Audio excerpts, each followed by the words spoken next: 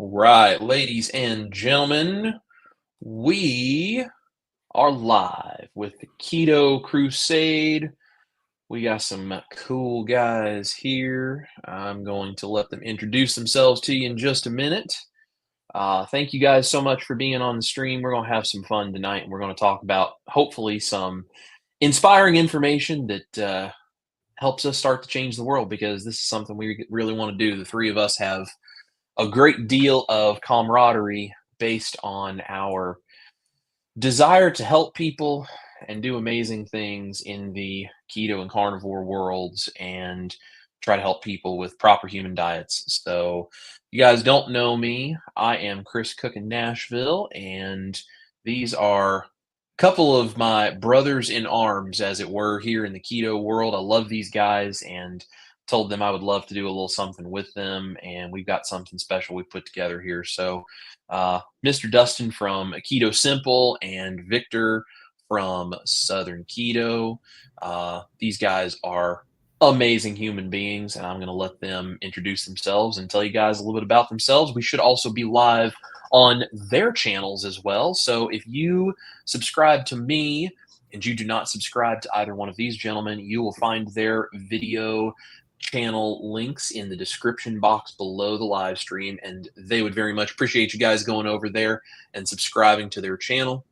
And if you're watching this on one of their channels, let me turn on a light so you guys can see me a little bit better. I just realized it's a little dark in here. Hey, there we go. Don't anybody get scared. If you guys are watching on one of their channels and you don't subscribe to me, you should be able to jump on over to my channel and subscribe if you would like as well, because we're trying to put together a community that is going to make big impacts and do a lot of great things for a lot of people. So, gentlemen, why don't you guys go ahead and introduce yourselves and say anything you'd like to say, and let's just have some fun tonight. So, Dustin, you want to start it out? Sure. I'm Dustin, Keto Simple. Thank you all so much for being here. So many amazing people already talking and in the chats. And I'm, very honored to be invited to be a part of this with Chris and Victor.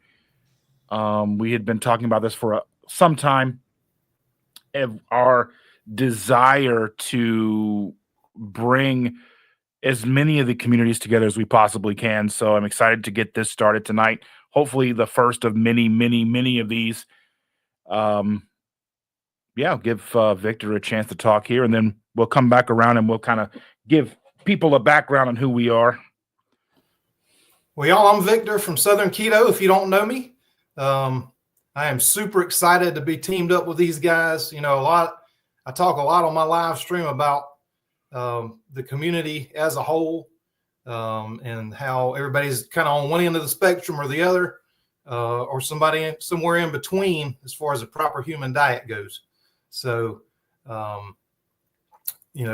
Chris is the carnivore side. I'm the Southern sweets and treats and, good old home cooking food. So, anyway, I'm glad to be here. Glad to be able to do this with these two guys, and hope everybody enjoys it, learns something, and it's going to be a good time, I think. Absolutely. I think this is a really exciting collaboration, and I have known both Victor and Dustin for a good while now. It's kind of hard for me to even really remember exactly when it is I've met both these guys, because I've done some different things with both of them. But when I started doing my YouTube stuff and started connecting with other creators, there's a lot of different creators in the space and a lot of people doing a lot of cool things, but both of these guys, the reason that I asked these two if they would like to do something like this, the three of us, both of these guys have very much the attitude that I do, where we are just trying to reach out and bring together a community of people and help people, especially people who maybe don't really know that this is an option. Like, you can have these amazing foods. There are products that can be used as tools. There is knowledge out there about your health that you can use to make yourself feel better and get over, the pain and the suffering and the things that we have all experienced as a result of poor dietary choices and a lack of knowledge. And the three of us all care very much about helping as many people as we possibly can and showing people that this isn't crazy And we're not nuts.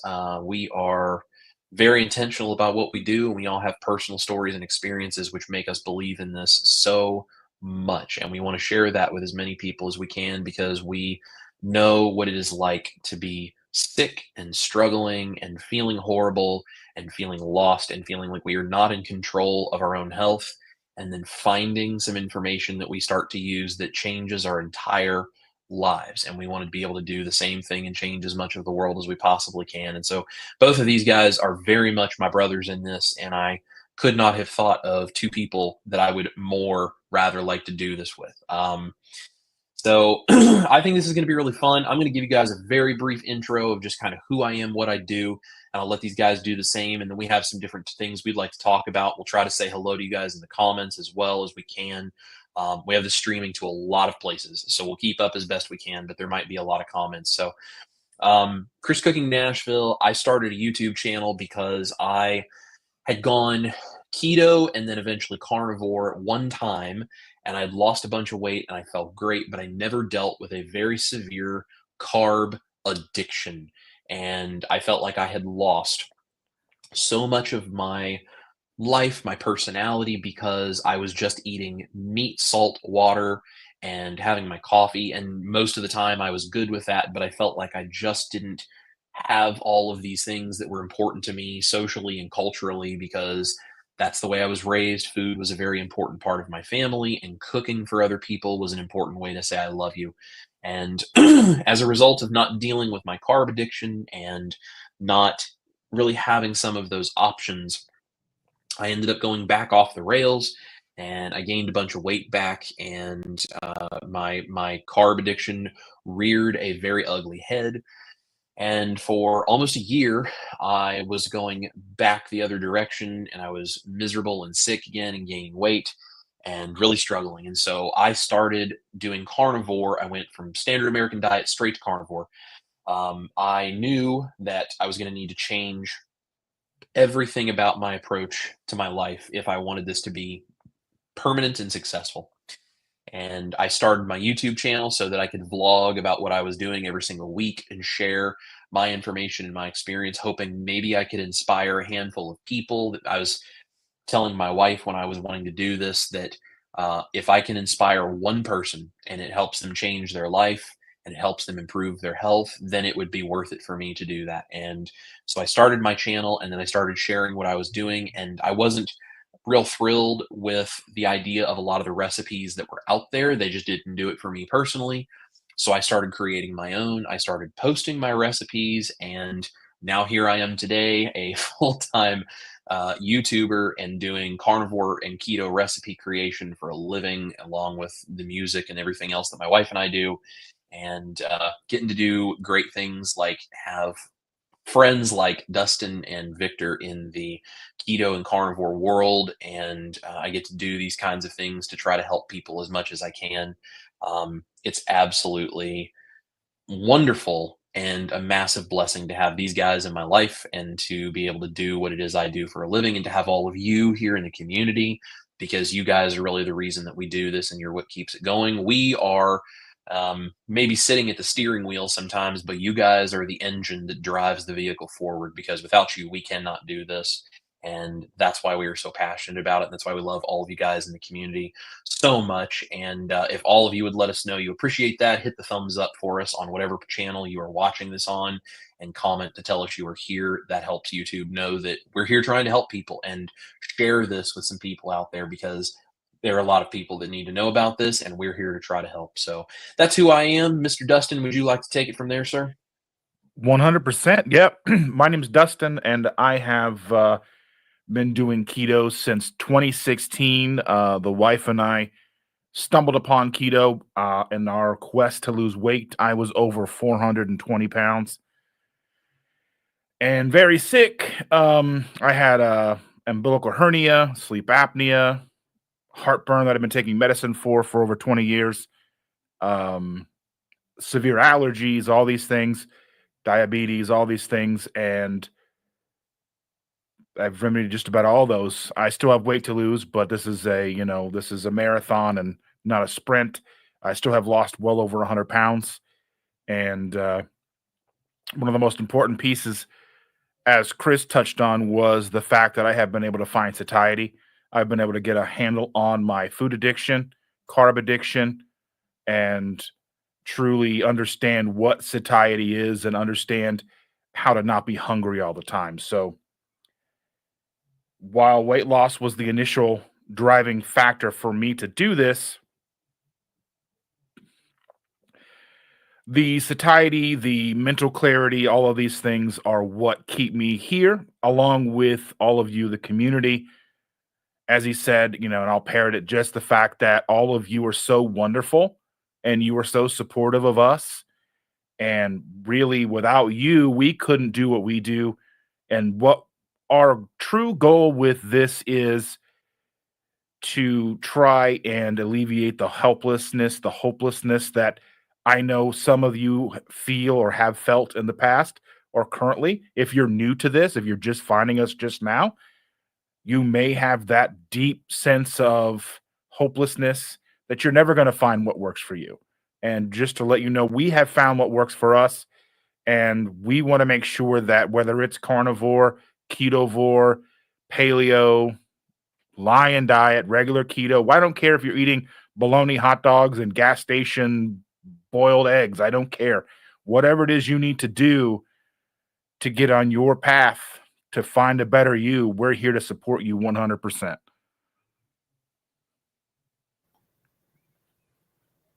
Well, I have done keto about 3 times.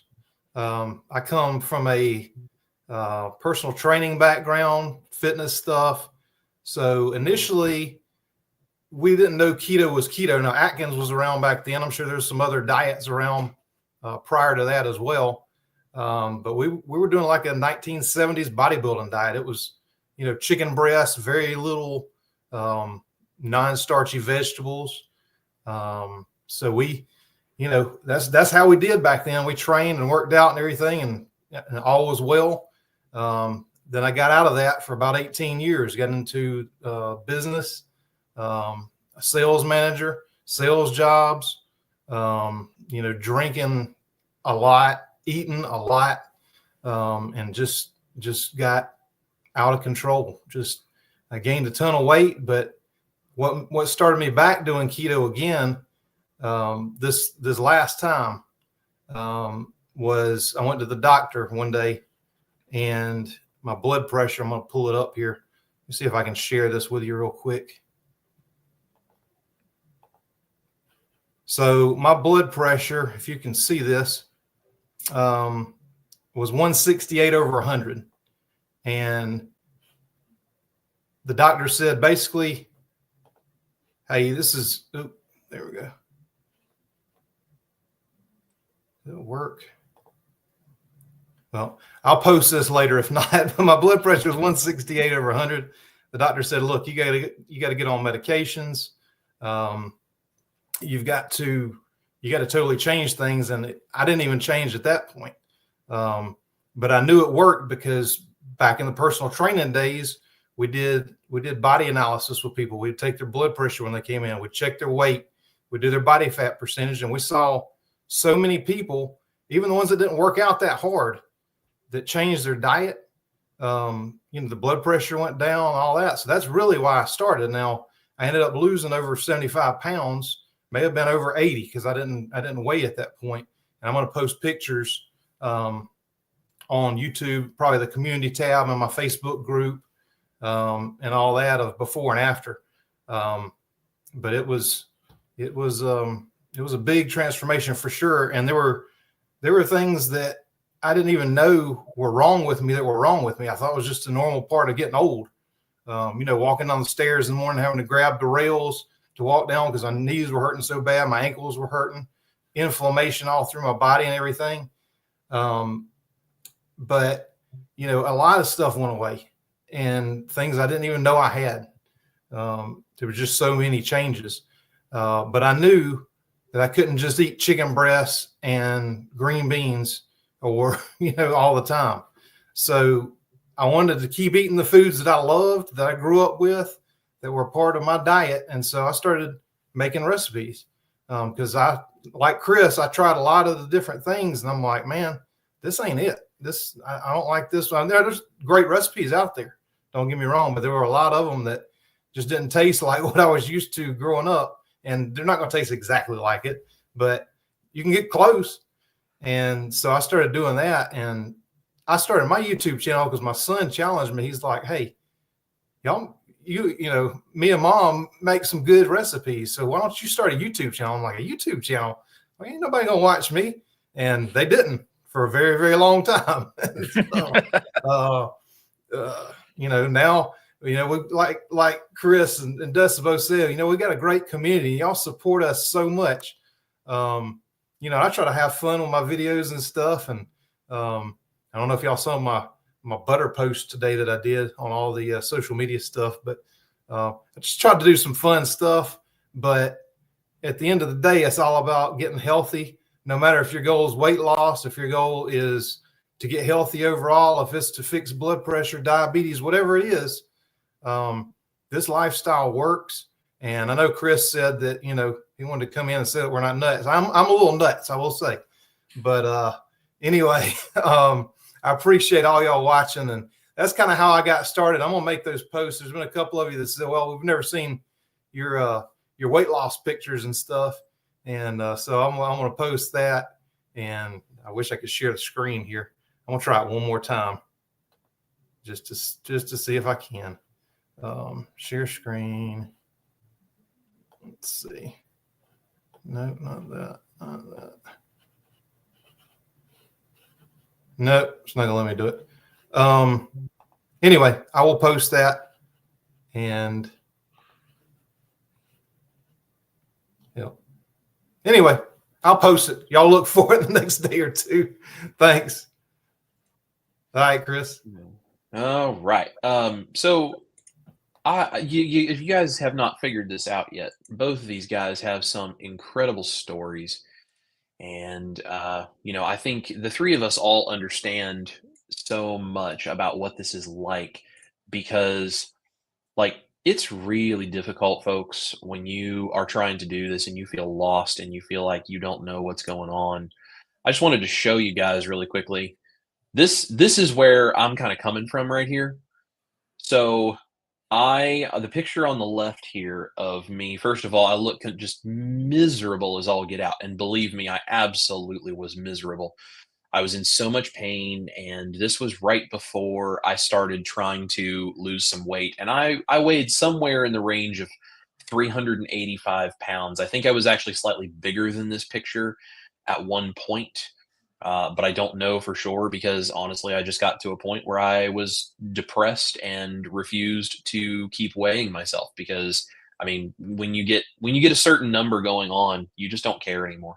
And I share this picture fairly regularly online because I don't even recognize who that person is anymore.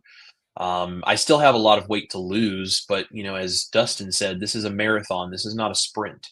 And I'm doing it a little at a time. I'm doing it as I'm able to, and I'm trying to do it in a smart and sustainable way so that I don't feel like I'm going to just completely lose control of things because it's important to me to take care of my health, but to be able to do it in a way that addresses the actual underlying root causes. And so this person that is this picture on the left-hand side is not the same person as the person on the right. I don't recognize myself looking like that anymore because so much has changed about me. And I want you guys to know that just because you may have weight to lose, you may have food that you don't know how you could imagine yourself ever giving up, you are not sure what the actual approach is going to be like. You're not entirely sure how your body is going to react. You don't know if you even believe necessarily in this whole keto and carnivore thing. We understand. We have been there. We have struggled. We have suffered through things, and we found a way out on the other side. And we are not here to give medical advice or tell you how you should deal with any of these medical things you may have going on, or that you shouldn't consult a doctor or anything. You need to work with a doctor for all of these kinds of things. But what we are here to tell you is that we understand what you are feeling, because we have felt these things ourselves.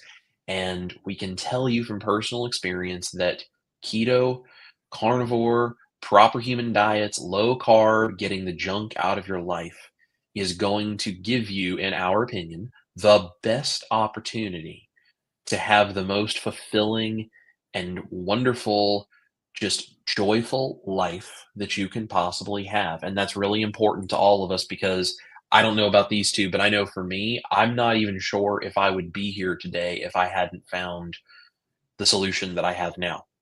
My wife was very hesitant for us to even consider talking about getting married when we were dating, because she didn't know if I was going to be alive at 35. And that's a really hard thing to hear from someone you love that much. But she was right. And I started doing the things it took to try to change my life, because I have to have a reason. I have to have a why. We talk about this in the community a lot. What is your why? What is your reason for why you want to be healthy? Why it is you want to lose weight or reverse diabetes or get your blood pressure under control or whatever your thing is? What is the why? And it can't be, oh, I want to be skinny. I mean, don't get me wrong, everybody wants to be skinny, but it's going to abandon you in the moments where you are struggling with something to try to dream of being skinny. I know it did for me. And that's very difficult to hang on to that. But when you have something like I want to marry this woman and be around for the next 40 to 50 years in good health so that she and I can live a wonderful life together. I want to be able to have kids someday and go out in the backyard and be able to play with them. And I want to be able to take my family on vacations, and I want to be able to help people, and I want to be able to do things. When you have those kinds of whys and those reasons for wanting to take care of yourself, you get so fired up for being willing to do this kind of stuff. And I think all three of us have come from a place where we had struggles and we found a why, and we started pursuing relentlessly headlong into whatever it is we were chasing, trying to have this health and this happiness and this joy. And doing this whole keto and carnivore thing and finding this community has not only allowed us to do that for ourselves, but it has also created this entire community surrounding us as we're doing this, so that we don't feel alone in doing this. And that's why we do the things we do. That's why we do these things on our channels. That's why Keto Crusade is here, because we want to have a community where we can talk about this information, where you guys can come and you can ask these questions. And if we're not an expert in something and we don't know the answer, we're not going to BS you and tell you we know an answer, but we might know someone who does know an answer, and we can help you find out. So you are not alone in the battle to try to figure this stuff out. And there are so many things in the world. There is so much marketing, and there's so much politics, and there are so many corporations and entities and groups of people that stand to benefit from you not necessarily having the information you need to make the right decision all the time. And there's a lot of interests as to why information exists out there. And we don't get any benefit from telling you to eat keto. So we have no reason to try to lie to anybody about anything, which makes us, I think, a really good place where we can all come together and discuss these things and learn information, because none of us get rich by telling you to do something that's bad for you. And it is really important that we all have some place like that we can go. And Keto Crusade is kind of all about you guys and having a place where we can all kind of work together and lead the charge and change the world, as it were. You know, one of the things that I say on my channel from time to time is I'm changing the world one plate at a time. And I still absolutely want to do that. And I still believe in that. And I think changing the world one plate at a time is amazing. But I think it would happen a lot faster if I had a million people along with me, where all of us doing this whole Keto Crusade thing could change the world a million plates at a time. I think it would be a lot more effective and a lot faster. And, I'm sort of pulling a page out of the musician notebook here. You know, my wife, Ash Taylor, is a successful independent country artist, and I play lead guitar for her. And so, we do this musician thing out of Nashville and tour around the country and all this kind of stuff. And one of the things musicians do is they collaborate, they work together, because you realize that you are better as a group than you are by yourself. And for all of you watching, you are better with a community to help support you through this than you are trying to do this like on an island by yourself. And Dustin and Victor and I are better as creators when we collaborate and we work together and we join forces and we try to help as many people as we can. And so that's kind of why we're here, and that's why I said to these guys I would really like to do something like this. So we want to promote low carb lifestyles. We want to try to dispel myths. We want to give you guys practical tips that we are actually using daily in our lives to make this impactful for ourselves and might be helpful for you. And I'm not going to lie to you, and I know these guys won't either. I'm not perfect at this. I'm not like I get up and do carnivore perfectly every single day and I never have a struggle and I never make a mistake. I'm not that. And I'm never going to lie to you and say that I am. And I think that it's very easy in the world of social media to see people with six packs and all of these cool looking things and think, oh, they've got it all figured out. They're perfect. Why can't I be like that? And we're just three real dudes that have real lives and real struggles. And we can show you what it is we do and how it is we stay successful at this and how it is we do what we do. So we are here to empower you guys to have control of your health and in your life. And we want you to be a part of the Keto Crusade with us and take what it is we're doing and expand on it and share it and take it further, and then have those people do the same thing. Because if everybody goes and tells 10 people and all those 10 people go and tell 10 people, we can change a lot of the world really, really fast. And I think that the fruit is ripe for picking, as it were, in this arena. I think people are hungry for change and people are sick and tired of being sick and tired. And we're just here to try to help as many people as we can. So I'm going to shut up and let these guys say a couple of things because I'm talking a lot. But yeah, that's kind of where I'm coming from with all this for you folks. Well, Chris, I'm not good at technology, but I just figured out what I was doing wrong. So I'm going to pull that screen share up if you don't care. These two guys got all the technology down. I'm just not. I ain't there yet. Let's see. So share. There we go. So this was the blood pressure. Can y'all see that? Let me know.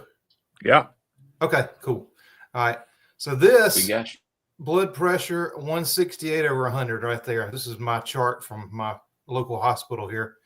And this was not even my heaviest weight. And weight did have a lot to do with this, which is why the weight came off once I started the keto. But this weight right here is 105 kilograms, which I believe was somewhere around 230, 235 pounds.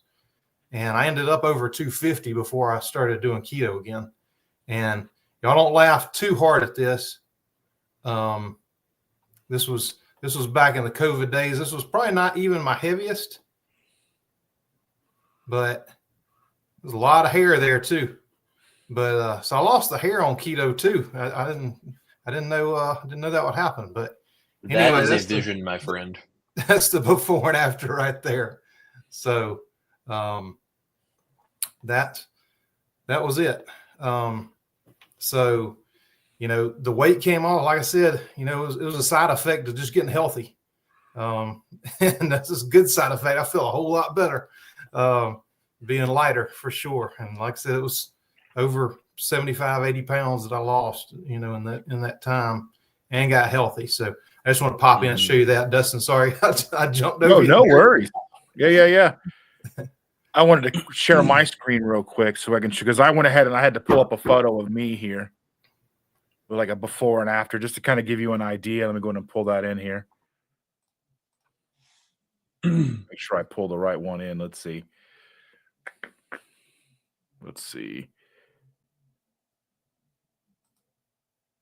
Yes, that's the one.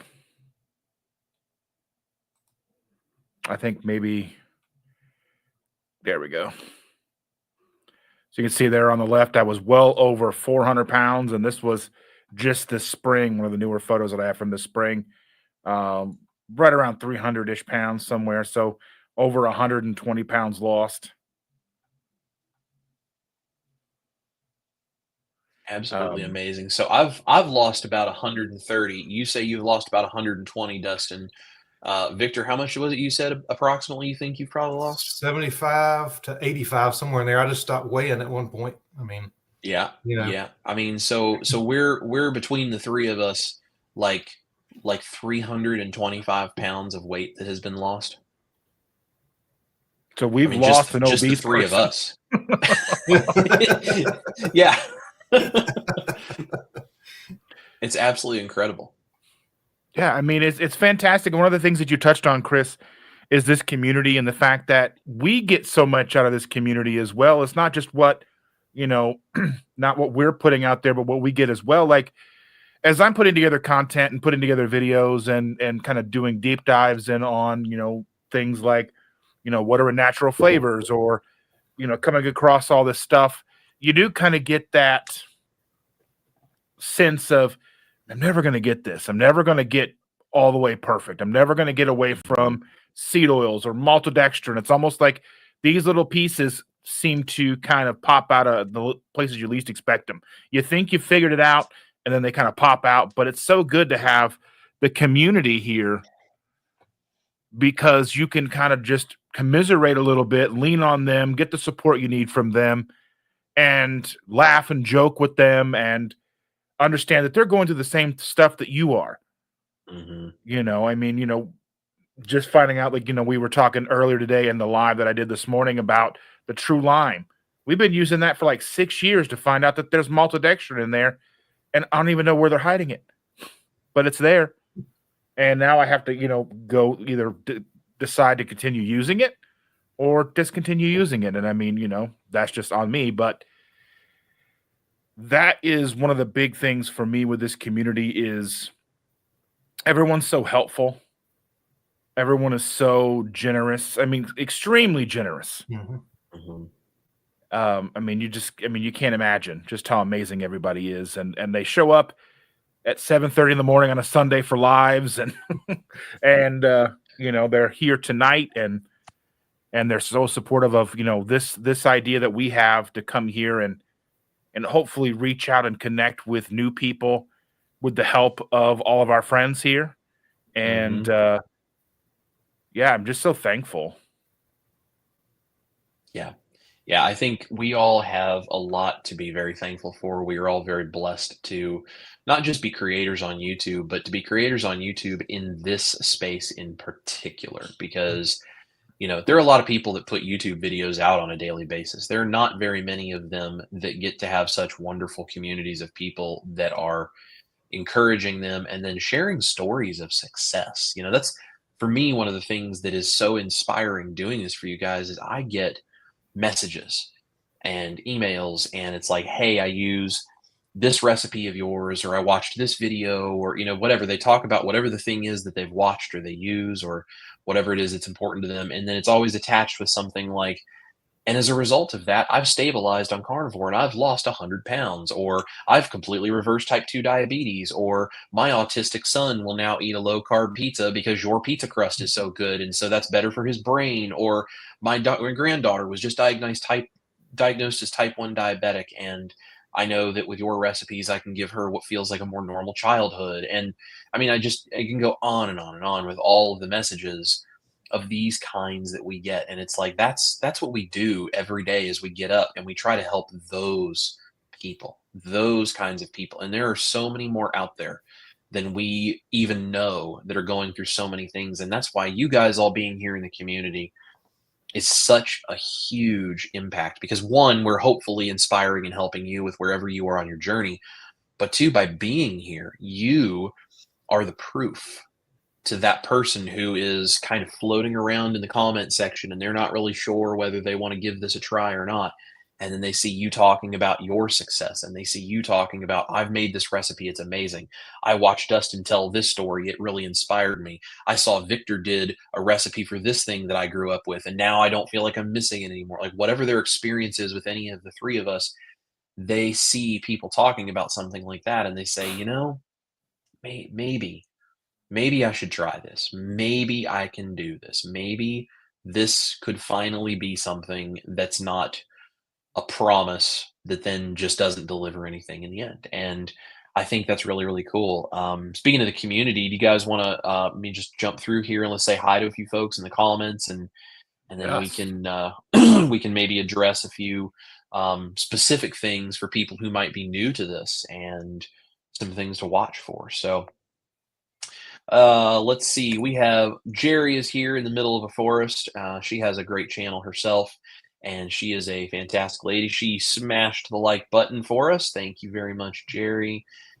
She also says she loves the name Keto Crusade. So hashtag Keto Crusade there, guys. Awesome. We're trying to make this fun. You know, if we're going to spend the time doing this, let's actually make it fun.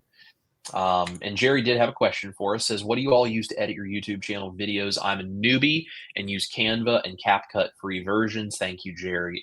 I started with CapCut and I use Canva for my thumbnail design, and then I upgraded over time to DaVinci Resolve because that's a much heavier editing software and takes some time to learn. But that's what I like to use, and I've put a lot of time into being able to do that. It's a process. So how about you guys? As far as my thumbnails, I use Adobe Express, the free version of Adobe Express for now, and I use DaVinci Resolve as well. I used the studio version, which I just got. It was actually gifted to me by another YouTuber, so I'm very thankful for that. So DaVinci Resolve is fully featured, even the free version. It's one of the best and most robust free software products on the market. So if you have a computer that can handle it, I would say that is definitely something to try. Absolutely. And I use Wondershare Filmora because I'm cheap. And when it first came out, it was like $100 for like a lifetime deal. And they had music on there. They've got, but now you're having to pay extra for all the good stuff. So I may end up switching over to DaVinci also because I've heard it's so good, and maybe Epidemic Sound. But I use that, and I use Canva for thumbnails too. I've been happy with it. It's super easy, and like I said, I'm not good with all the technical stuff, and I edit all my own stuff like I know these guys do. So that's an easy one, and I don't know what the price is now, but it was super cheap then, and I did it. So that's what I do. Yeah, very cool. Rockin' Keto Amy is here, says hi everyone. She actually just got done with her live stream. If you guys didn't know, Rockin' Keto Amy has a channel that she's starting to dig into, so y'all go support her too. And there's my lovely wife, Ash Taylor. You can always find her music. I know, right? Maybe I can get you guys an autograph if you want one. Be pretty sweet. Ash. And let's see. We've got Auntie Broken and Bruised is here. And of course, Lynn 22QCat is here, and she's not just here, she's saying hello to everyone in the comments section as she does every time she is on a live. She is an amazing human being. And Absolutely. Let's see. Carnivore K is here. She was actually in this video I just released this past Saturday for carnivore and ketovore and keto stuffing for Thanksgiving. She is an adorable human being. Love her. Barb Caster is here. Sherry, our Nevada pup, is here. Says, hey, Victor. Hey, Sherry. Pearl Berry is here. I just now found this. Didn't know it was happening. Glad I did find it. Look forward to the interactive content. Well, Pearl, we're glad you found us for sure.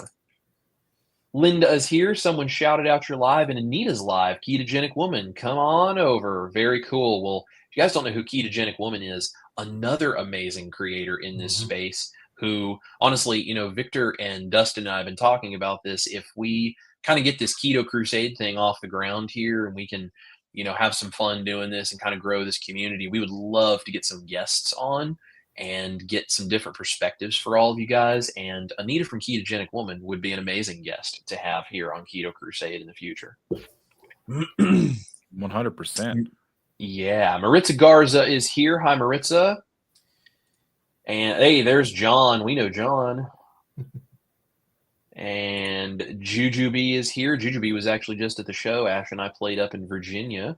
She is amazing. Low Carb Spin is here. Sean SD Bradley is here. Cindy is here. She says, hello, gentlemen. I am on all three. She's an overachiever. Well, thank you, Cindy. That's awesome. Rick is here. Charger Mopar is here. Quack, quack. Evelyn is here. And there's CNC Female. That's Donna. She's here. Exchange Student 2 is here. We got a whole bunch of people that have tuned in. This comment section was getting away from us while we were talking. Yeah. We've got Lisa. Hello, Lisa. Hello to Jeremiah. Hello to Sav. All right. And there is Janelle.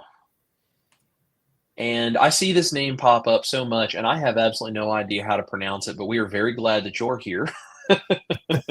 If you want to put in the comments what we can call you, that would be fantastic. That would be great. Absolutely. Yeah, write out something phonetically or help us just say hello to name or you. something. Absolutely. Absolutely. We don't want to just ignore you. There's my parents, Mama and Papa Nashville are here. And Beverly is here. Sonia is here. Hello, Sonia. There's Easy Peasy Keto. Stacy. And yep. My Lady Laugh a Lot is here. Paul is here. Visual Keto is here. Tanya is here.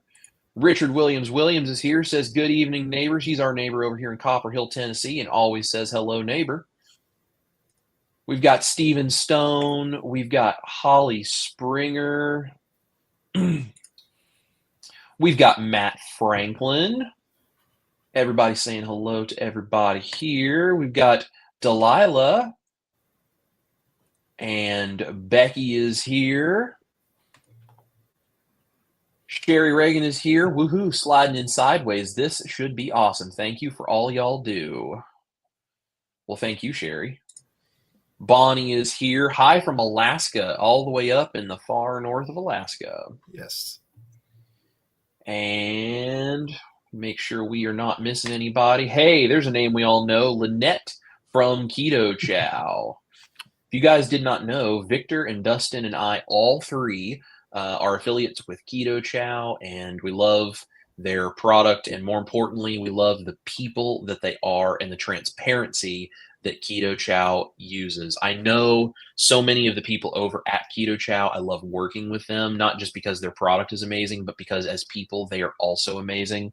And all three of us have affiliate links. So if you want to support any of our channels, you can use our affiliate link, and you can go, one, get a discount on Ketochow and salty electrolyte products.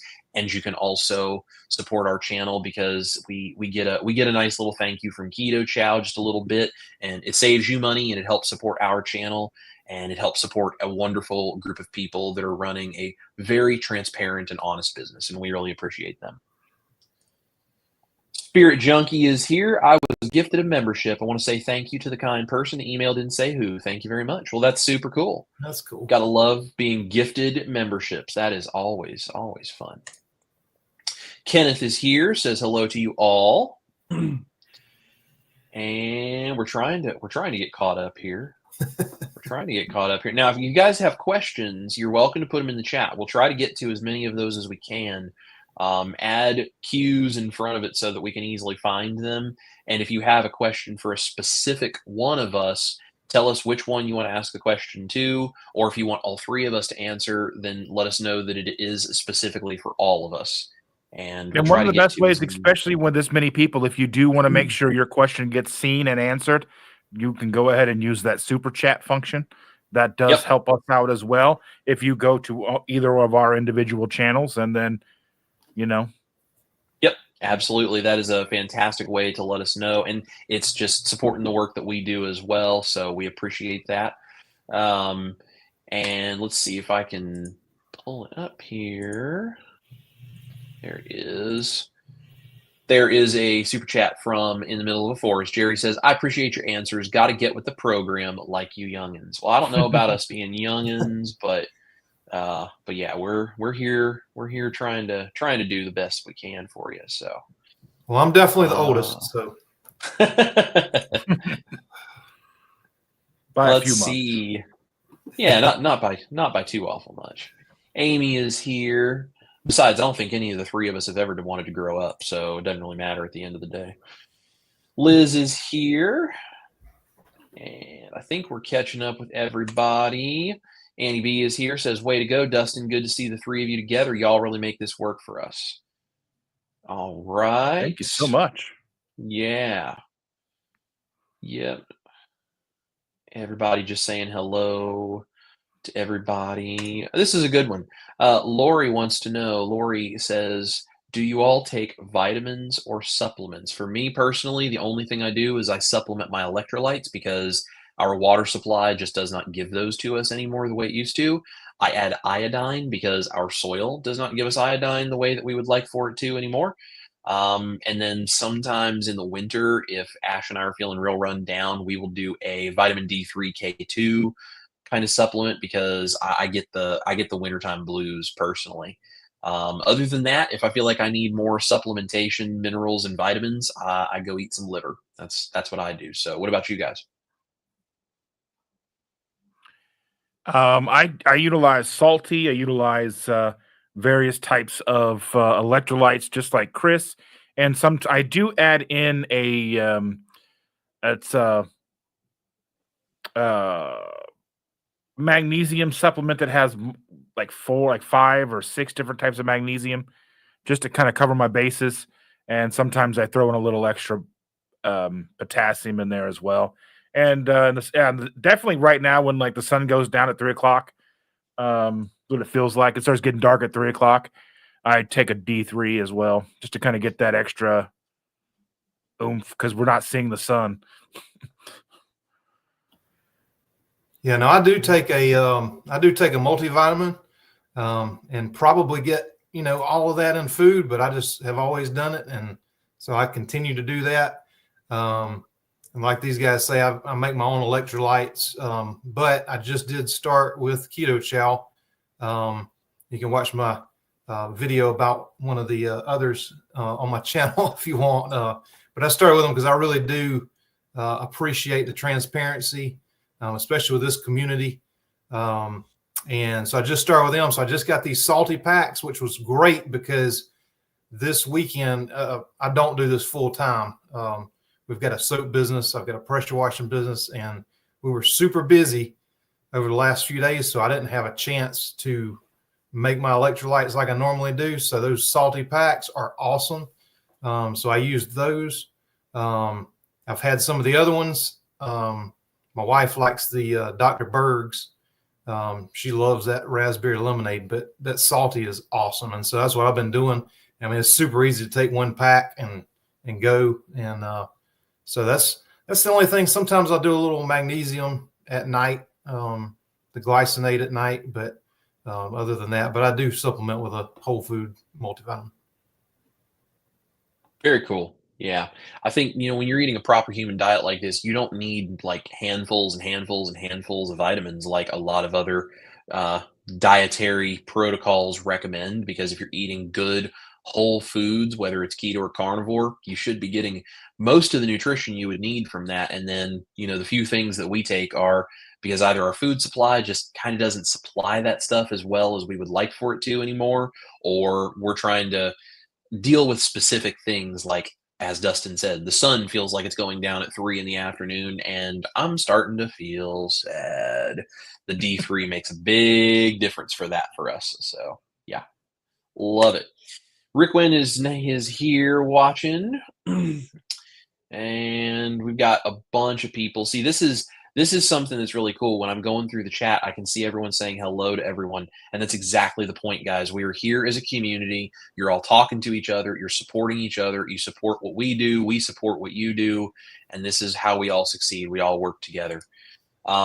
Diane is here, says, greetings from Boston, following Southern Keto, but we'll add Chris and Dustin. Well, we really appreciate that. Thank you so much. Every subscriber means more than you guys can possibly imagine, because Dustin and I talk about this fairly regularly, and he gets into discussions about this. I usually lead him into discussions about this on his Sunday live streams, but we talk about, like, being a YouTuber is a lot of work. It's really tough. It's very fulfilling and it's worth doing it, but it is not an easy job. And all of us supporting each other and working together, and you guys just showing up for us and everything so we can keep doing this on a daily basis makes all the difference in the world. It truly, truly does. Pasha is here. I hope I'm saying that right. Hello, everyone from Scottsdale. Very cool. We're glad you're here. Toots93X, can anyone tell me where the thumbs up is on a computer screen? If you drop down below the video, there should be a thumbs up down there below the video. And if you're watching on mobile, a lot of times the chat is in the way of it. So you have to put the live chat away to hit the thumbs up and then pull the live chat back up. So, and let's see. Here's a name I know very well. Paula is here. She says, pull down the comment screen and the left, there's a like button. Absolutely. Paula is also a part of Dr. Barry's private group. If you guys did not know, I know all three of us have benefited greatly from the information that Dr. Barry has out there in the world. And if you don't know who Dr. Barry is, I'm surprised you would be on a keto or carnivore live stream, but that's totally cool. If you don't know who he is, you should go look up Dr. Barry.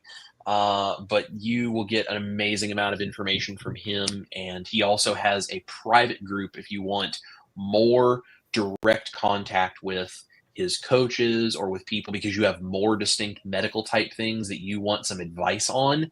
They can really, really help you with that. That's what they are experts at, and they're amazing people. So Yep. Spirit Junkie says, how might you suggest someone approach eating a ketofied food they were addicted to as a regular carb version? This is a fantastic question.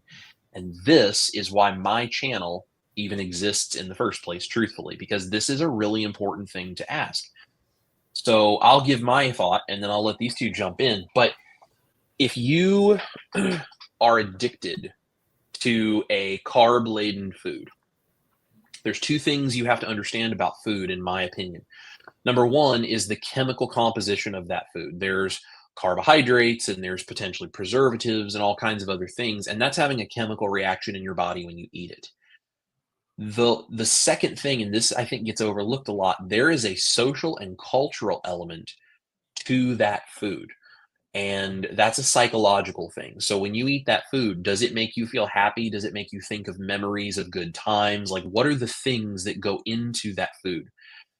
If you are addicted to carbohydrates as a chemical issue, when you take the carbohydrates out of your body and you make something like a ketofied or a carnivore version of that food, if you enjoy the social and the cultural and the sort of psychological aspect of that, and you're not having any issues with withdrawing from carbs or any of these other things, and you're satisfied with that, I think that's amazing. And I don't think anyone should tell you that that's wrong or that's bad. Now, if there's a health issue that needs to be dealt with and you eating that does not support that health issue, that's a different conversation.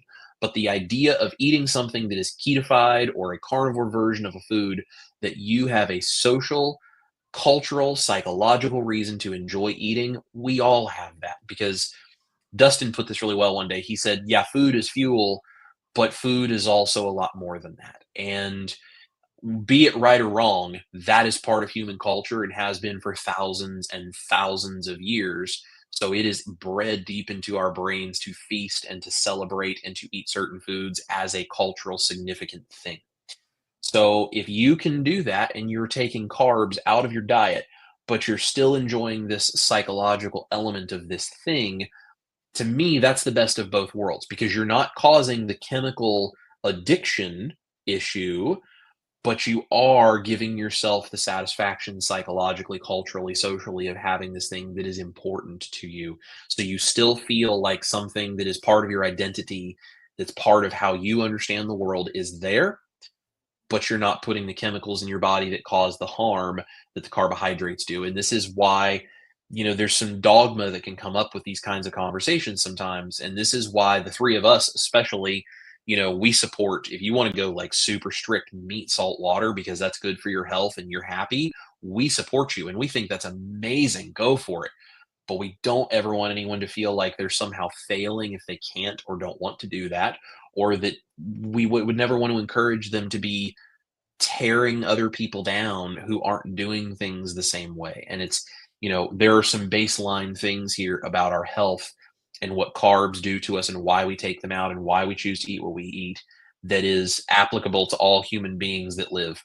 But there are subtleties in how we approach that makes this more sustainable and more successful for people in different ways. So if you're trying to approach a ketofied food or a carnivore version of something that you used to be addicted to, if you can do that and you're not having any issues with it triggering you to do something else because it's really about a chemical addiction, well, you're taking the carbs out, you're removing that issue, and that's not a problem. So if that works for you, fantastic. Now, if you go to eat that and it triggers you and you've got something else going on and now you can't stop thinking about something and you got to go out and you got to go get ice cream bars and fast food and you got to run to the store and like all these different things, if that triggers an issue, that's something you have to learn about yourself and that's something you have to come up with a plan for. But that's not the same thing as a carb addiction.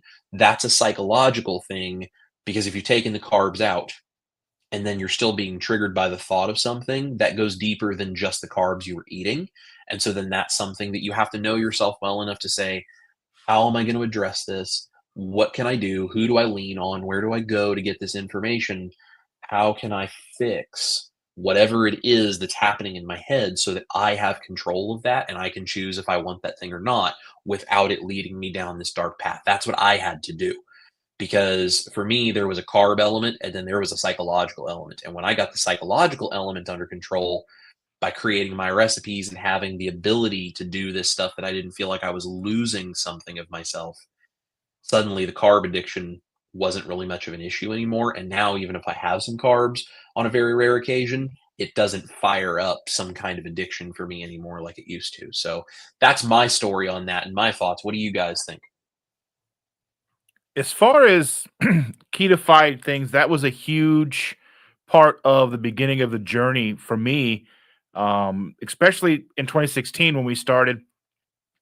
It was everything was a replacement, whether it was like keto corn dogs, using fathead dough to make pizza, the list goes on. I think coming to terms with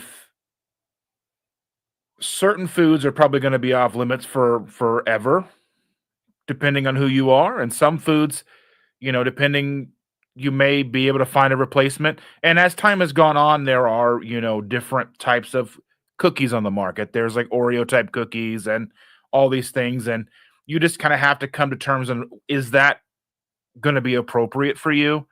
And I think one of the things that I touched on earlier is the satiety and the control over food, and the desire for some of those foods goes away. And they come back every once in a while, especially around the holidays. You start getting that hankering, like Chris just put out a stuffing or dressing recipe. That's a good way to kind of scratch that itch without kind of going off the rails. And I think that's one of the most important pieces here is, can you go in to this type of food without, just like what Chris said, without causing any backsliding, and keep it clean and still get satisfaction out of it?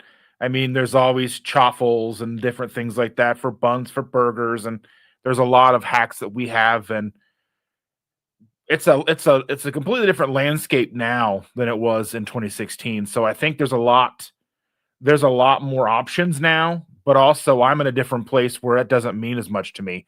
Now you can go to the grocery store and there's hamburger buns and hot dog buns, and there's 10, 15 different types of breads and tortillas and everything, but I don't really need that on a regular basis anymore. So I think it's part of the journey, I think, and especially in the very beginning, people will want to carry those foods with them, and that's understandable. But I just kind of think as time goes on, you kind of leave those things behind. At least that's how it works for me. And for me, I kind of stay in that. That's the recipes I create are so that I can have the foods that I like. But now the addiction, those two guys, I can't really add anything to the addiction that these two guys haven't said, because that's a totally different subject. But for me, that's kind of what I do. And I stay in that basically, low carb, just trying to make the foods I've always enjoyed. Because it's such an ingrained part of my life. Like Chris was saying, it's a social thing. It's a, you know, the things that you enjoyed growing up or whatever. And it's not right for everybody. It's, you know, if you've got serious medical things that you got to heal, maybe, you know, you start with some of my recipes and you move towards the carnivore thing. And that's why I think, you know, a lot of people watch, you know, depending on where you're at in your journey, where you want to end up and your end goal. You know, my recipes might be the, you know, kind of the starting point to move all the way down, or you may stay there, find out it works good for you. But definitely the addiction part is, you know, if you get over that psychological part, then I think it's a whole lot better. But like I said, I kind of stay in that and low carb, and it works for me, but it doesn't work for everybody. So, but that's a great question. Yeah, wonderful question. Thank you for the super chat. Yes, absolutely. Chris, can you see my chat or no? I think it should all be popping up in here. Okay. Yeah, everything funnels into where Chris can see. Yeah, okay. should be all popping in here. So I told y'all I didn't know about this technology stuff. Hungry Heath is here. Because Sherry said that is some impressive beard there, Dustin. And then if you saw that, I got you. Yeah. I must not be that far down, but yes, you're correct. Dustin has the beard of all beards here. So Hungry Heath is here, says, "Hey, sorry I'm late. We was busy recording a new recipe video." That's very cool. Hungry Heath is another creator in the space. Love him. So go give him a subscribe.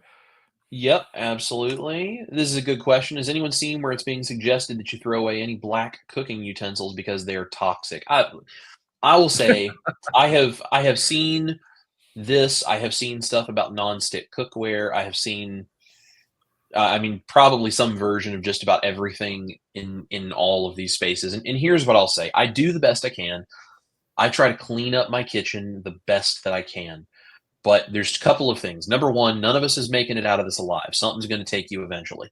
But more importantly, you can only do so much to try to make your life perfect. I mean, short of you basically taking a sharp rock and walking out in a field and cutting a hunk of meat off the side of the cow and eating it raw in your hands right there, there is something that is going to get in your diet, in your life, in your something. It's going to be a chemical.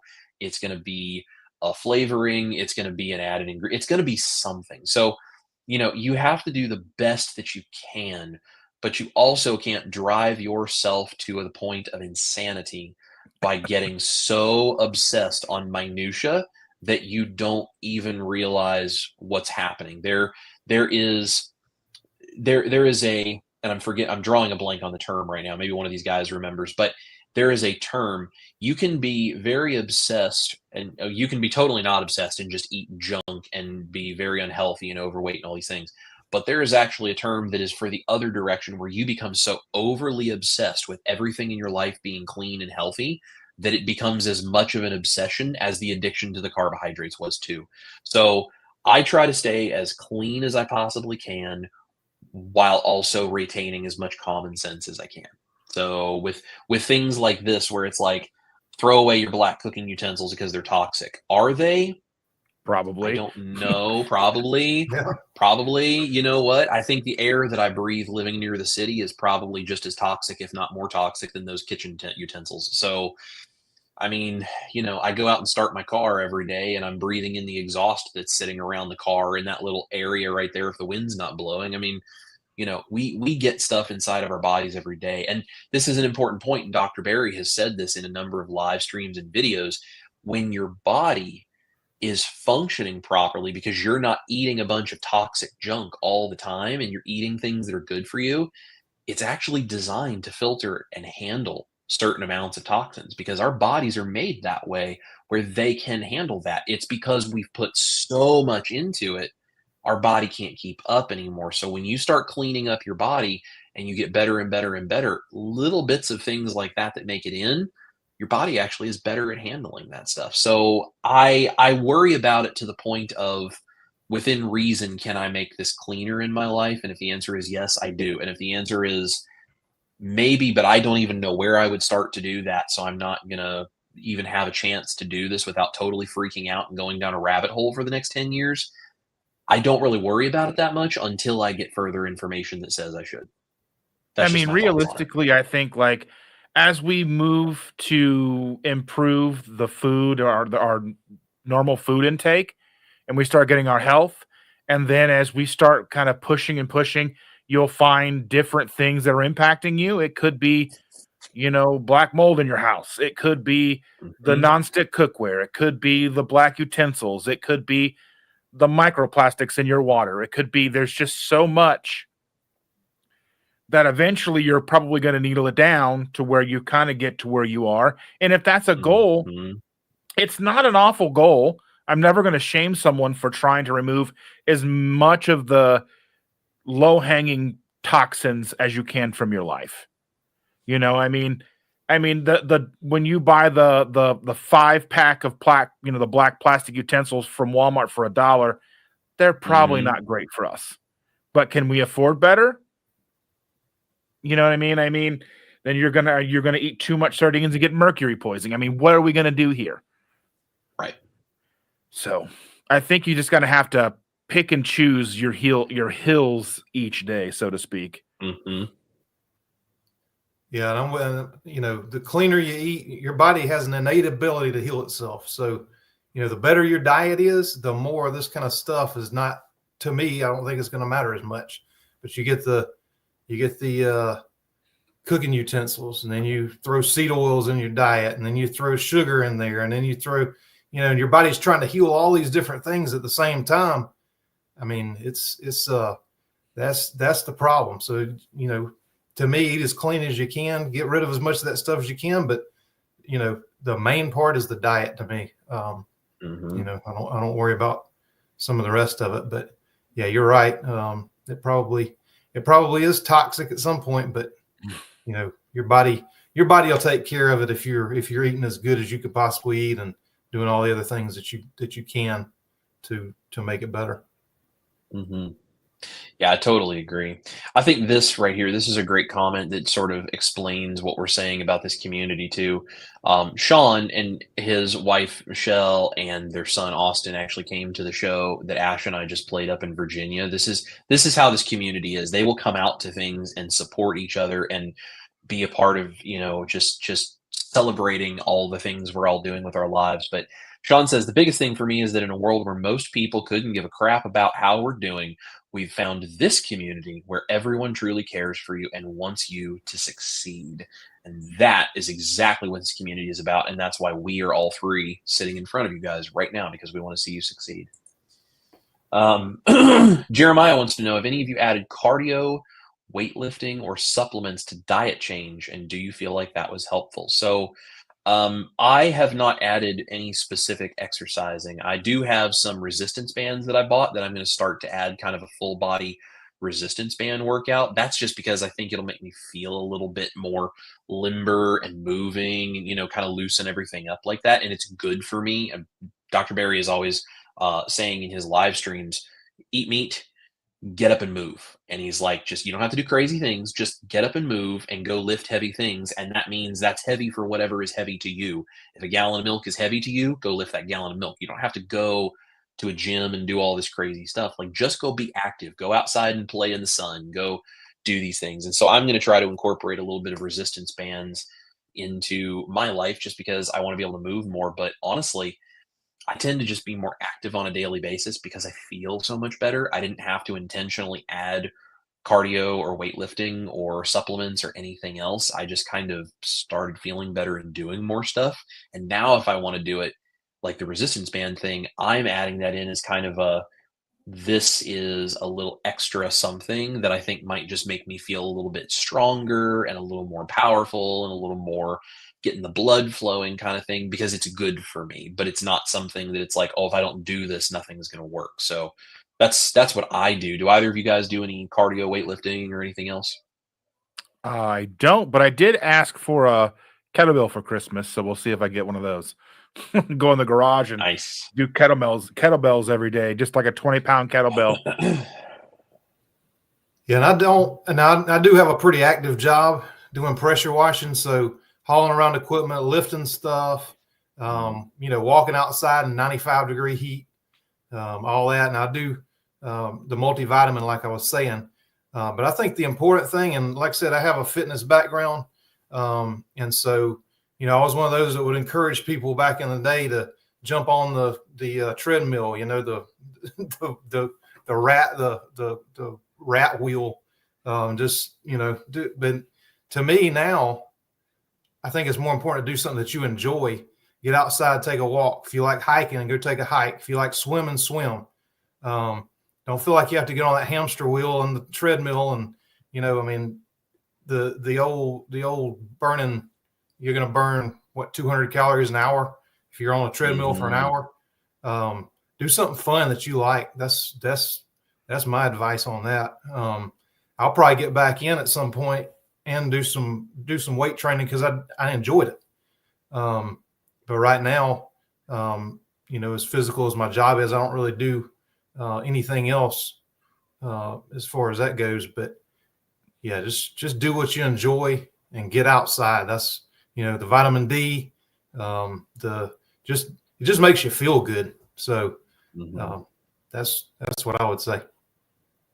Absolutely. I totally agree. Low Carb Spin wants to know, so what baby step would you give to the newbies out there? This is a really great question. If you guys are a newbie to keto, carnivore, or low carb of any kind, and you're trying to figure out what to do, I think the first baby step is you need to go through your house. You need to read the label on everything you've been eating, and you need to give yourself the knowledge of what is actually in the food that I've been eating. Because I know for me personally, when I did all of this, I was eating so much stuff, I had no idea what was in any of it. And when I started reading labels, it just shocked me. And it was like, well, it's no wonder I feel the way that I do. Look what I've been doing to myself for the last 15 years.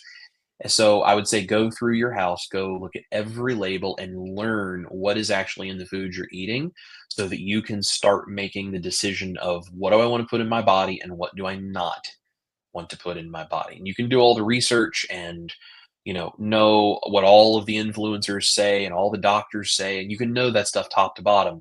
But until you actually go to the pantry and turn the package around of the thing you're eating and know what's in it, you don't know where you fall within that whole spectrum of that discussion. And so I think you do that, and then once you've done that, you can start saying, okay, so this comes out of my life and this comes out of my life, and you can start plucking the things out of your pantry and out of your refrigerator and all of that stuff that you don't want in there because you've seen the research of why you would be interested in this in the first place. And then when you go to the store, don't buy that stuff again. And you look for alternatives, you look for better choices, you look for recipes like mine or Victor's. You look for a community where you can ask for advice. Dustin I think Dustin's real superpower in this community is he's so good at knowing where all these different people in the community are and bringing people together.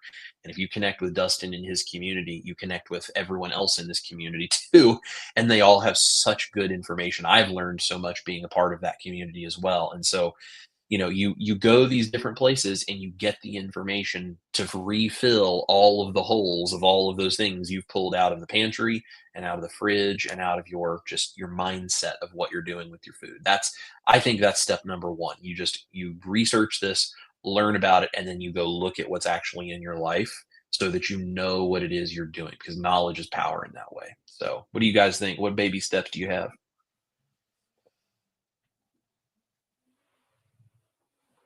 I would say that step one would be just to simplify as much as you can. Make it as easy as you can for yourself. I mean, realistically, you want to make sure you're giving yourself the best chance to succeed as possible. So don't overcomplicate it. Just focus whole foods, meat, eggs, cheese if you can do dairy, some cruciferous vegetables if you want to. Make sure you're getting plenty of salt, electrolytes, and you're avoiding seed oils, adding animal fats. And I think that's about as easy as you can get. Yeah, the thing for me, the biggest baby step, I think, is just, you don't have to throw away, if you can, throw away everything in the house that, doesn't fit. But if you can't, then once you get done using up that one thing, replace it with a healthier version. And then, like Chris said, make sure you check the labels. There's so many chemicals and just junk in all these foods that you don't even think about. And, companies spend billions of dollars to make you buy this stuff and make it look appealing. And then once you figure out that it's not good for you, I would say slowly start replacing it, or if you can jump right in, just jump right in.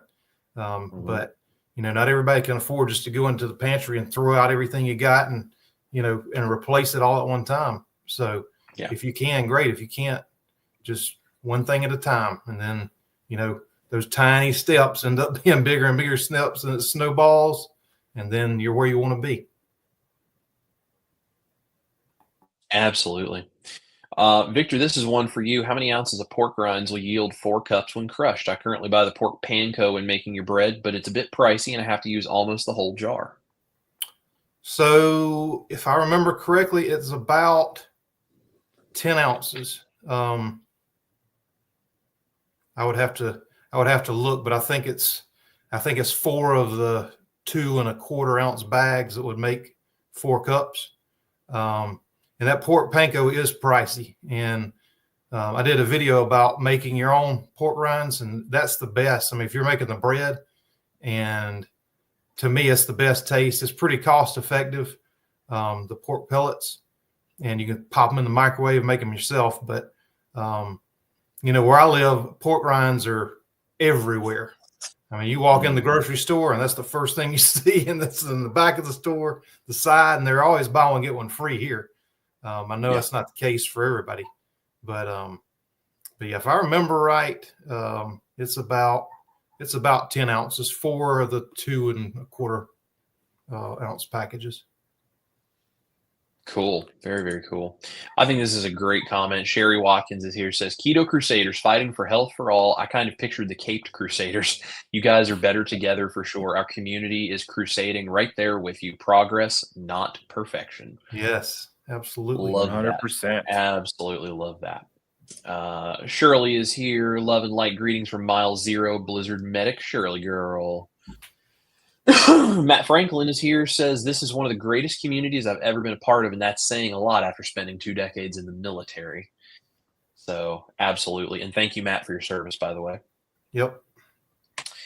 Rock and Keto Amy says the most powerful tool in all of this is the testimony of people like you sharing your stories. Much love and support to all of you. Thank you so much, Amy.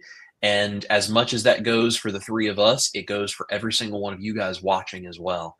And that's why when you come here and you put your stories in the comments and you talk about, this is what I'm going through, this is the success I've had, that's why that's so important. On my channel, anytime people say I've lost 100 pounds, I've reversed diabetes, I've off my blood pressure medication, like whatever the thing is, anytime someone comes on my channel and they tell us about something they're succeeding at, and it doesn't have to be a big thing. It can be something like, I went a whole week without a cheat meal on carnivore or keto, and it's the first time I've ever done that.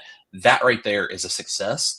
And every single time someone on my channel does that, they get rock on from me, because those successes deserve to be celebrated, and you guys deserve to be celebrated. And that's why we spend so much time talking about that. And that's why we love hearing your successes and stories.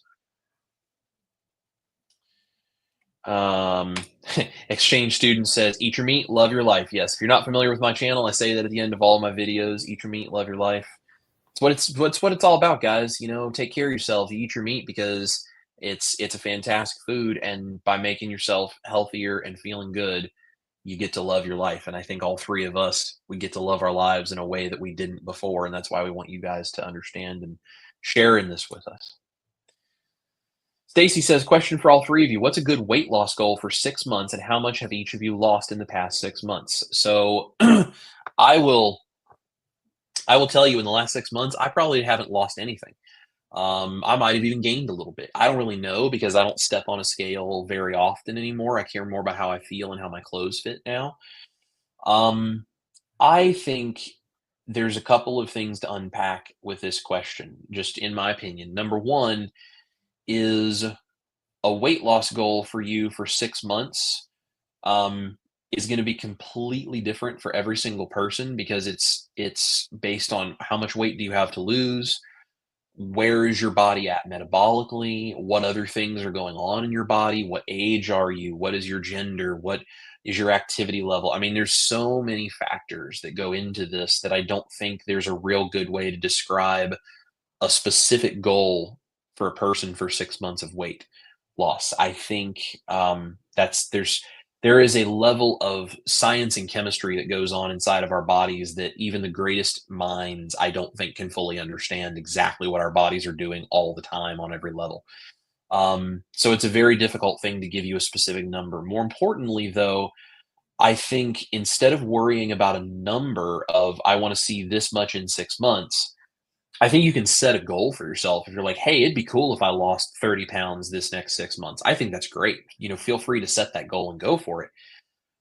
But you and your success with keto and carnivore are not defined by the weight that you are. It is not defined by the number on that scale. And there are so many things in your body that have to happen that are far more important than the number on that scale. So there's nothing wrong with using a scale and weighing from time to time to kind of check in and just keep yourself honest about where things are. But I think there are a lot more things that are more important than the number on your scale. Your measurements, how you feel, your energy level, your mental state, like all of those things, those are the things I chase on a daily basis. That's the stuff that I care about. And if that means I'm 150 pounds, if that means I'm 250 pounds, if that means I'm 300 pounds, whatever, as long as I'm feeling great, my body is doing good, my measurements are headed the way I want them to go, I've got the energy level, I've got the mental clarity. I was almost 400 pounds, probably was 400 pounds at one point, and I was to a point I was so apathetic about life and I was so depressed and had so much anxiety, I was probably headed towards being suicidal. I wasn't quite there, but I was definitely headed in the direction of I hate my life so much I would probably want to end it. Um, that matters a whole lot more to me than how much weight I don't do or don't lose in any given 6 month period. So there's nothing wrong with checking, and there's nothing wrong if you want to set with yourself a goal of 20 pounds, 30 pounds, whatever it is, depending on how much you might have to lose. Don't become hyper focused on that and don't value yourself based on whether or not you meet that weight loss goal. Make good decisions and feel good about them and take care of your mental health and take care of your self image and your self worth and take care of things that matter to you in your life. And the weight will happen when your body is ready. That's my advice. I would say that the scale can be very deceiving. The scale may show you that you're not making progress, but your clothes are fitting better, you feel better, you have more energy, your mental clarity's there, your ability to find satiety is there.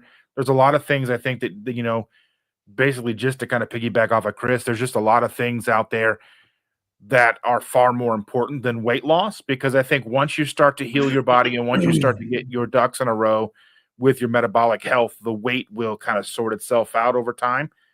Now I understand that most people are coming here, most people are showing up here because they have weight to lose and they're looking for that. They have been trying to lose weight for so very long and they're longing for that validation. They're longing to lose that weight. And I know I got here for the exact same reason. You step on a scale and you're 420 some pounds at the doctor's office, and it's like you just got hit in the face with a sledgehammer. And you're gonna, what can I do to get this off of me? And it didn't pile on in 6 months. This is decades and decades of this coming to me. And I think just coming into this knowing that you could lose a pound a week, you could lose a pound a month, and you just kind of have to go, okay, I'm making progress in all these other areas. And I think that's kind of my quote unquote advice, but not really advice. I mean, because none of us are doctors, healthcare professionals, nurses, anything like that. But we're here just to kind of be a guiding light. And I think I just don't want people to get discouraged by the scale. Mm-hmm. Yeah, and I tell people all the time, weigh, if you're doing keto, if you're starting it and you're all in on it, weigh when you start and don't weigh again for a month. Because what's going to happen, you're going to lose a lot the first week just because of water weight. You're going to shed a ton of water weight, and you'll be so excited at the end of the week, and then the next week you might go up in weight. And I mean, you can vary, your weight can vary 4 or 5 pounds a day. I mean, you could have lost 5 pounds in a week and step on the scale, and you might be up a pound because you're going up and it goes down and it goes up, down, or, but the main thing is, how are your clothes fitting? How are you feeling? Are you in a smaller size pants than you were, a month ago? I think the scale is a terrible instrument. And I say that, being the one that used to weigh people every single week when they'd come in. We'd do body fat composition, we'd do weight and all that. And now I've realized how bad that was, because you get discouraged. I mean, you could be doing intermittent fasting and your body's healing itself. Your muscles are rebuilding themselves, and, muscle weighs more than fat. So you may go up in weight, but your pant size is dropping, or, that's how you're feeling is way more important than the weight, in my opinion. And I know you said a weight loss goal. If you lose more than 2 pounds a week anyway, if you got to weigh, if you lose more than 2 pounds a week, it's probably not, you're probably losing a little muscle, or if you're eating keto, it shouldn't happen. But, I wouldn't expect more than that. And I just don't want you to get discouraged if you've got a number in mind and you don't meet it. But if you're feeling a whole lot better, that is the key. And it's and I haven't lost anything. I've probably maintained my weight now for the last 3-4 months. And I'm in a place where I'm happy with it.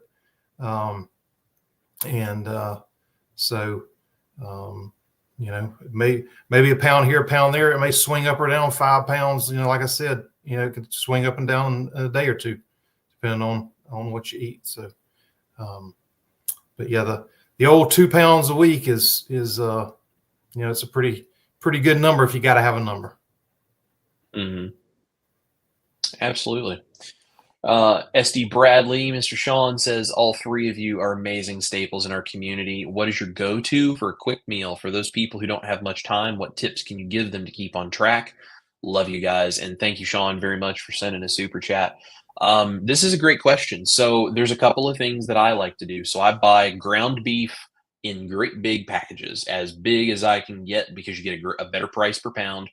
And I form them into burger patties, and I stick them in Ziploc bags, and I freeze them. And then when it's time to have a really quick meal, I throw a burger patty in the air fryer. That is the easiest, fastest thing, because if I'm hungry and I have little time, I can always throw burger patties into an air fryer with just some salt and pepper on top, and they're fatty and they're filling and they're tasty. Figure out your timing, your cook timing. You can do this in an oven. You can do it in a skillet. You just got to get the heat right, and it takes a little bit of experimentation to figure out how you like your burgers best. But I'll do that. I also try to keep things like steaks in the refrigerator, if we're going to be busy and I know ahead of time I'm going to be busy a certain day. I try to have steaks. I can throw a steak with salt and pepper into a skillet with a little bit of butter and fry it up and make it easy. Eggs are always an easy go-to as well. Some combination of steak and eggs, beef patty and eggs, just doing eggs by themselves with lots of butter. Those are the kinds of things I go to. If you can handle the dairy, add a little bit of cheese for some flavor, and you can do things like blue cheese if you want, something special, or Parmesan, or whatever. You can get kind of some funky flavor things going on there if you want to do it quick. And if you're leaning on the keto side, like Ash, salad. Salad is always it's a great, throw it in a bowl, have some kind of a keto dressing pre-made, ready to go. You can dump on top. And, if you've got the ability to throw some meat on it, like chicken or, salmon or something like that, excellent. You can make it a whole meal. If not, it's a great side dish to one of those burger patties. So that's kind of the basic things that I'm always doing in my house for those quick, get it done things. What about you guys? My life is basically how quickly can I make food. Like, I mean, it's burger patties, it's eggs, burger patties, eggs, hot dogs in the air fryer with some mustard. I mean, that's basically how I live. If usually I'm making a recipe video or something, if I'm making something different, chicken, I don't know, something super duper easy. That's basically my life is like just burgers, steaks, eggs, hot dogs. Yep, and I enjoy cooking, but for a quick go-to, I'll throw bacon in the microwave, cook some eggs with it. We do the keto, the tortilla foldovers. I've got videos on those. The peppers, basically ground beef, some sour cream, throw it in some peppers or split open, bake those. Those are super quick, or you can throw them in the air fryer. This week, because we've been so busy with my wife's business, I've been doing ketochow for a meal, which you can't get much easier than that. And then, always, like I just did the video about the mayonnaise, I always have usually my Duke's mayonnaise made up, but I'll take a can of chicken, dump that in there, a little bit of the mayonnaise in there, or tuna, and just mix it up right in the can and eat that. That's super quick and easy and filling. Put a bunch of mayonnaise in there, and that's what I do. Love it. Just shout out to Carrie for becoming a member. We appreciate that very, very much. All of us appreciate anytime you guys join us on our channels as members, or you do super chats, like things like that. Just, it's what keeps us going at this, because, none of us are independently wealthy men. We gotta try to figure out how to keep this stuff rolling, and you guys supporting us just gives us the resources it takes to continue doing it. So we thank you very, very much. Carnivore K says, I'm 6 months on my carnivore ketovore journey. How do you all stay on track for the holidays, or do you take a couple of days off? No judgment, I promise. I'm still learning. So for me, this goes back to that thing I said about I'm not triggered by carbs anymore to like flare up an addiction anymore. So if I decide that I want to have a few bites of something here and there that is not keto or carnivore, I'm okay with that. I'm careful about that. Dustin said there are certain foods that are just never again. Ash and I were actually talking about this as we were driving for our tour. There's a few things for me that are never again foods. Soda with sugar. There's a couple of diet sodas I very rarely will have when I want the caffeine, but for the most part, soda that has actual sugar in it, that's a not ever again. Slushies from places like Sonic and Ices and all those kinds of things. Basically liquid sugar of any kind that I drink, sweet coffees, sodas, slushies, like any of the liquid sugar, even probably fruit juice. There is something about that for me. That is like a hardcore usage of sugar for me, and it flares things up, and that's just not good. As long as I avoid those kinds of things, I can have rarely a few little things here and there. And so for the holidays, I tend to cook for all of these other people in the family, and they come over to our house. So I make all the traditional standard American diet stuff because that's what they want.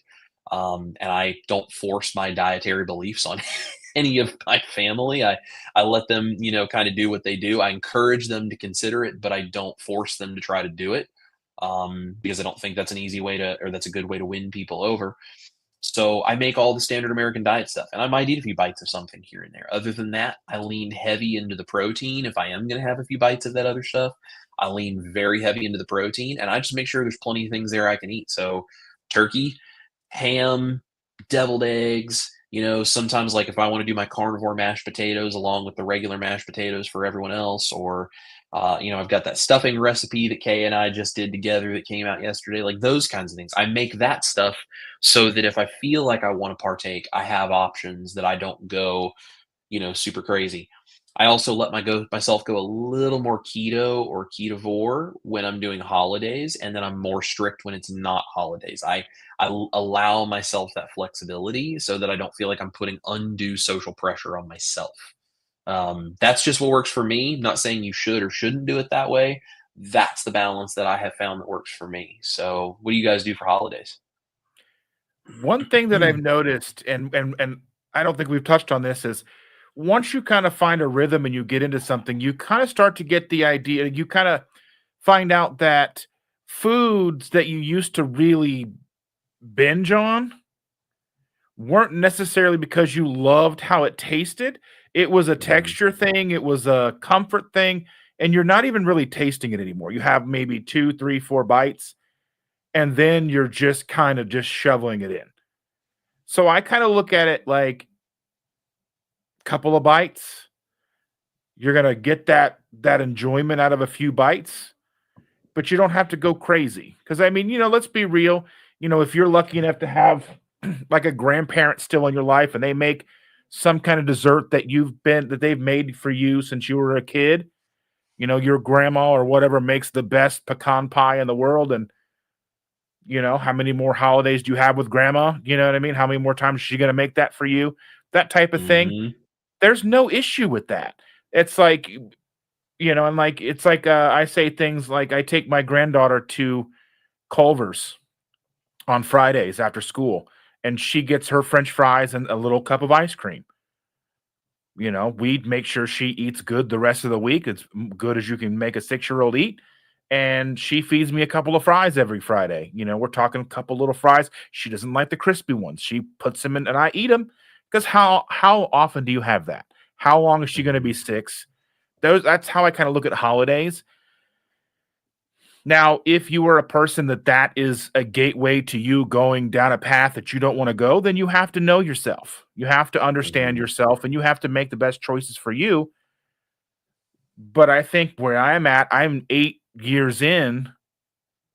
I've learned a lot about myself, and I know, a couple of bites here, a couple of bites there for holidays. I'm usually okay. It goes home with the family. It doesn't stay in our house. So that's just kind of how I look at that. So, yeah. Yeah, and for me, I make a lot of the old traditional Southern Thanksgiving recipes at my house. My son is the taste tester, and because he's not keto, he goes to McDonald's, 4 or 5 times a week. He's 18, but he's the taste tester. So if something tastes good to him, and he'll eat it. And he eats keto meals every night because that's what we make. And if he's like, I don't know about this, and I got to keep working on it. So I try my best to make those things, and like sausage balls. Deviled eggs, things like that even people that don't do keto will love. There's so many things you can do. And, for me, if we go somewhere like these two are saying, I'll eat a bunch of meat. I'll probably have bites of dressing or whatever. If I don't, if we go away and I don't make everything here myself. But it doesn't trigger me to not the next day go right back to the way I was eating.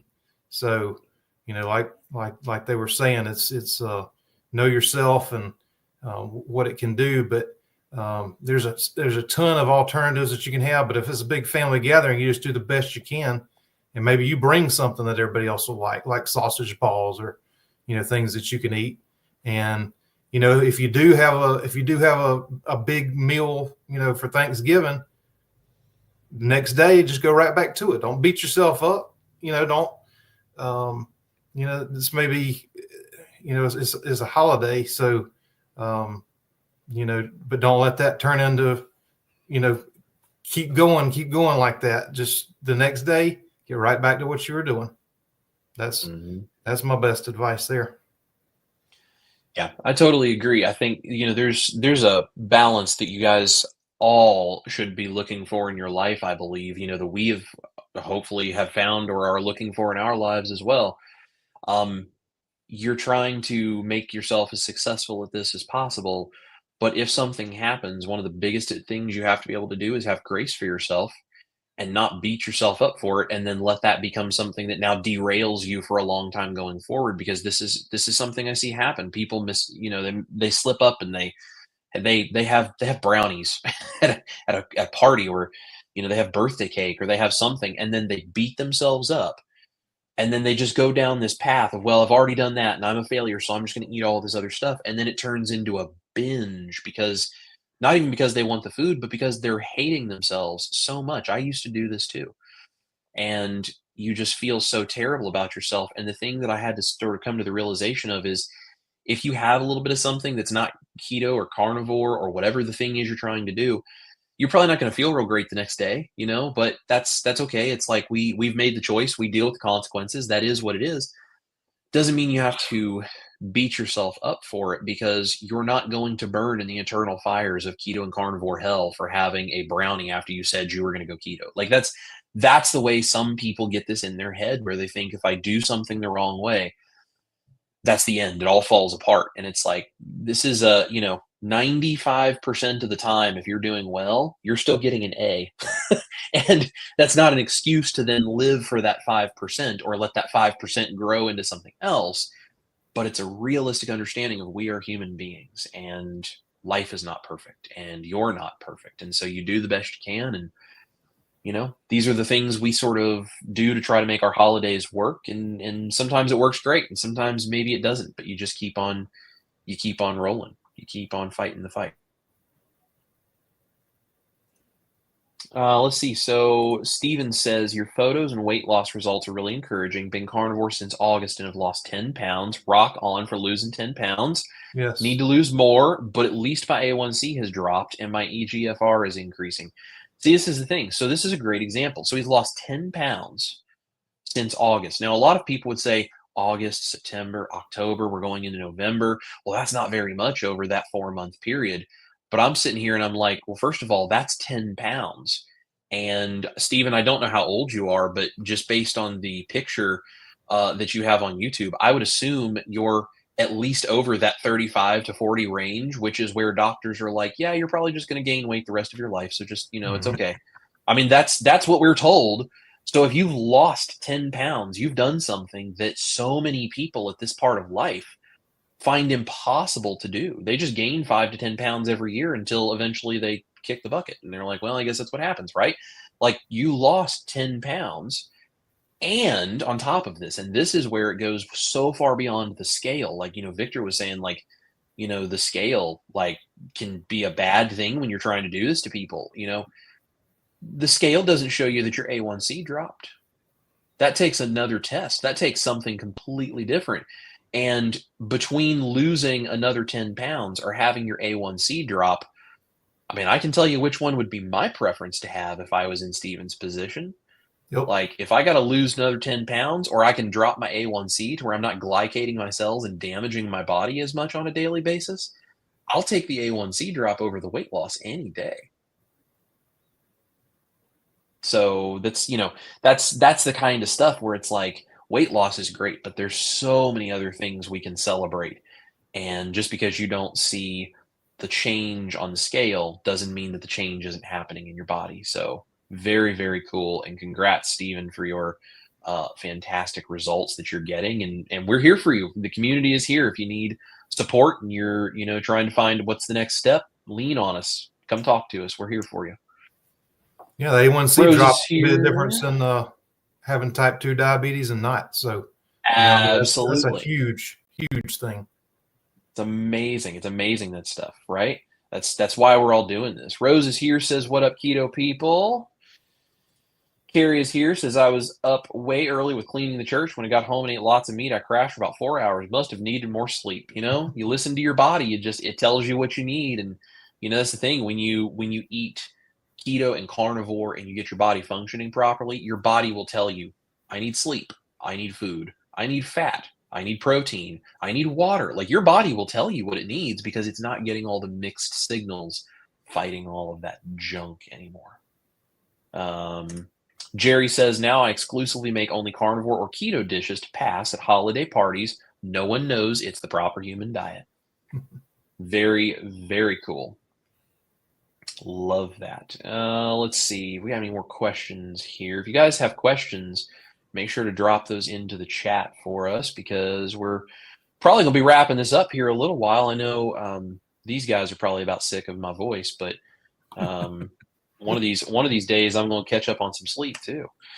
Chris Bear is in the house, says, well, I'm late. Was mixing up lunch for the next week. Well, Chris, we appreciate you being here. In case you guys don't know, we were talking about ketochow. Chris and Miriam are the the minds behind running Ketochow, and they are amazing, amazing people. And we love Chris and Miriam. They're And the guilty Lynette party. is amazing. That's right. That's right. It's all their fault. It's all their fault. So yeah, this is the other thing that's really cool. So, if I have a question about Ketochow or about salty or about electrolytes or any of these things in general, I can send Chris a message and say, hey, I was wondering about fill in the blank. And not only is he like a total nerd and brilliant about all of that stuff, but he's just a kind, wonderful human being who will actually answer my question transparently and tell me what's in everything. Like that's the kind of stuff that I value so much about Ketochow, and the fact that they run things that way. It's why I love them so much. Let's see. Everybody's saying hello to Chris being here. If you guys have any questions, please let us know. And I think we're getting caught up here. While I'm double checking to see if there's any other questions we need to talk about here before we go, do you guys have anything that you would like to add to this evening's discussion? I feel like we've talked about a lot of good general stuff of kind of the beginning of this whole Keto Crusade adventure, but what do you guys want to see going forward? What do you guys have in store for everybody? Do you have thoughts on what's going on tonight? I'll turn it over to you while I check these comments, make sure we're not missing anyone. You're gonna give your thoughts. If you want to go ahead, I've been talking first after Chris, so. Well, I figure since he's up there, then you're second, and then I'm down at the bottom, so just kind of going in order. But no, just I guess my thoughts are just every day just try to get a little better. If you're new, every day just try to get a little bit better. Make sure you read your ingredients, and like Chris was saying, I mean, we're all three of us are here for you. We're on this keto crusade to try to help as many people as we possibly can. And I know you guys, it amazes me every week when I get a little report from YouTube on how many times that my videos have been shared that you guys do. I mean, y'all are absolutely amazing. It blows my mind every week that y'all have shared the recipes and things like that. And then, I'll go in the Facebook group that I have, the private group, and that's on my channel. I'll get in the description on my channel if you're not in there. But people make my recipes all the time. They always look better than mine. So I can make some great recipes, but my food is ugly. Some of these people put pictures in there, and I'm like, man, if I could make mine look that good. But no, I'm just excited to be working with these two guys. Me and Chris have been friends for a while. I just met Dustin, but he's awesome, and learned a lot from him already. So it's really, really a cool thing. I'm just excited to be a part of it. And y'all, any questions you have, I always respond to my comments on YouTube, and Facebook, and the private Facebook group and everything. So Instagram, I always put stuff on there, but I'm not real active on Instagram. So because I've got a lot going on, so I try to keep up with YouTube and Facebook as best I can. And I just appreciate all y'all being here tonight. And we'll hopefully we'll do this again. What I have as far as goals for this format, this wonderful panel that we've got tonight, and all you wonderful people, is growing the community. Goes without saying. I want to, touch on tough topics, things that may or may not get talked about, share our opinions. The three of us, we may not always have the same opinions on things. And I think that's a good way to look at things, as well as I watch a lot of people that I don't agree with, because even if I don't agree with someone on most things, that doesn't mean I can't glean something from them that impacts my life in a positive light. And I think that's important for our community, where we are sort of starting to fragment. We're fragmenting into keto, ketovore, carnivore, dirty keto, lion diet, and then even within the carnivore faction of what constitutes carnivore. Is dairy carnivore? Is cheese carnivore? Is pepper carnivore? And all these things. And I think we need to rally away from that, because I think it's very counterproductive in the grand scheme of things, where I understand that in those particular communities, they are trying to, and they're well-meaning. I don't think there's anybody out there that's, malicious or anything like that. I think it's just easy to get dogmatic, because something works for you, then you want to, it stands to reason it would work for everybody else. And we just know that with 8 billion people on the planet, and so many of us are struggling with food addiction, diabetes, hypertension, you just name, we're throwing medications at everybody, trying to see what sticks. And I think there's so much for us to talk about, so many discussions to be had in this format. And I think once a month we'll get together. I'm always open and available to get messages on Instagram. You can reach out to me on Twitter. It's all at Keto Simple. And these gentlemen will share where you can kind of reach out to them as well. I'm sure that they have email addresses as well. If you have questions, if you have topics, if you have things that are truly important that you want to see us tackle, I think that's a good way to reach out to us. Or in the comments after this live is over, go into the respective channels, leave comments, let us know what you think, what you would like to see. Obviously, this is the first run, so there's going to be some bugs. We'll get it ironed out. I think it's gone pretty smooth thus far, and I think it's been beyond my expectations as many people have come in and shared your comments, your thoughts, your feelings, or your support for us, and I'm truly humbled by that. And the super chats and the memberships and everything that you guys have bestowed upon us tonight is beyond what I had in my wildest expectations. So I just want to say thank you to everybody, and I want to know what you guys want. Reach out to us afterwards. Like I said, comments in the videos on our channels. You can reach out to the respective ones you feel comfortable talking to. Twitter, Instagram, however you feel comfortable. Email, most of us have all of that stuff listed out where you can reach out to us. Unfortunately, YouTube is not the easiest to communicate with us, but we have found workarounds for that. Yeah, absolutely.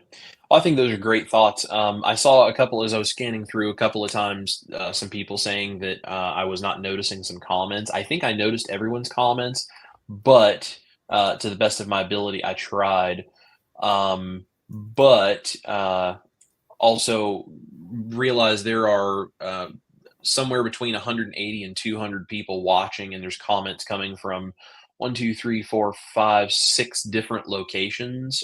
So you might not see all the comments, but I see all the comments on my side, and we are trying to keep up with as many of those questions as we can. But that's also why we try to, specifically prioritize the super chats, because it's the only way I can guarantee that I see your comments. So trying to see as many of them as I can. We appreciate you guys supporting us, but we just can't always necessarily get to all of them with that many people commenting constantly. So if we did miss a question or something like that, I apologize.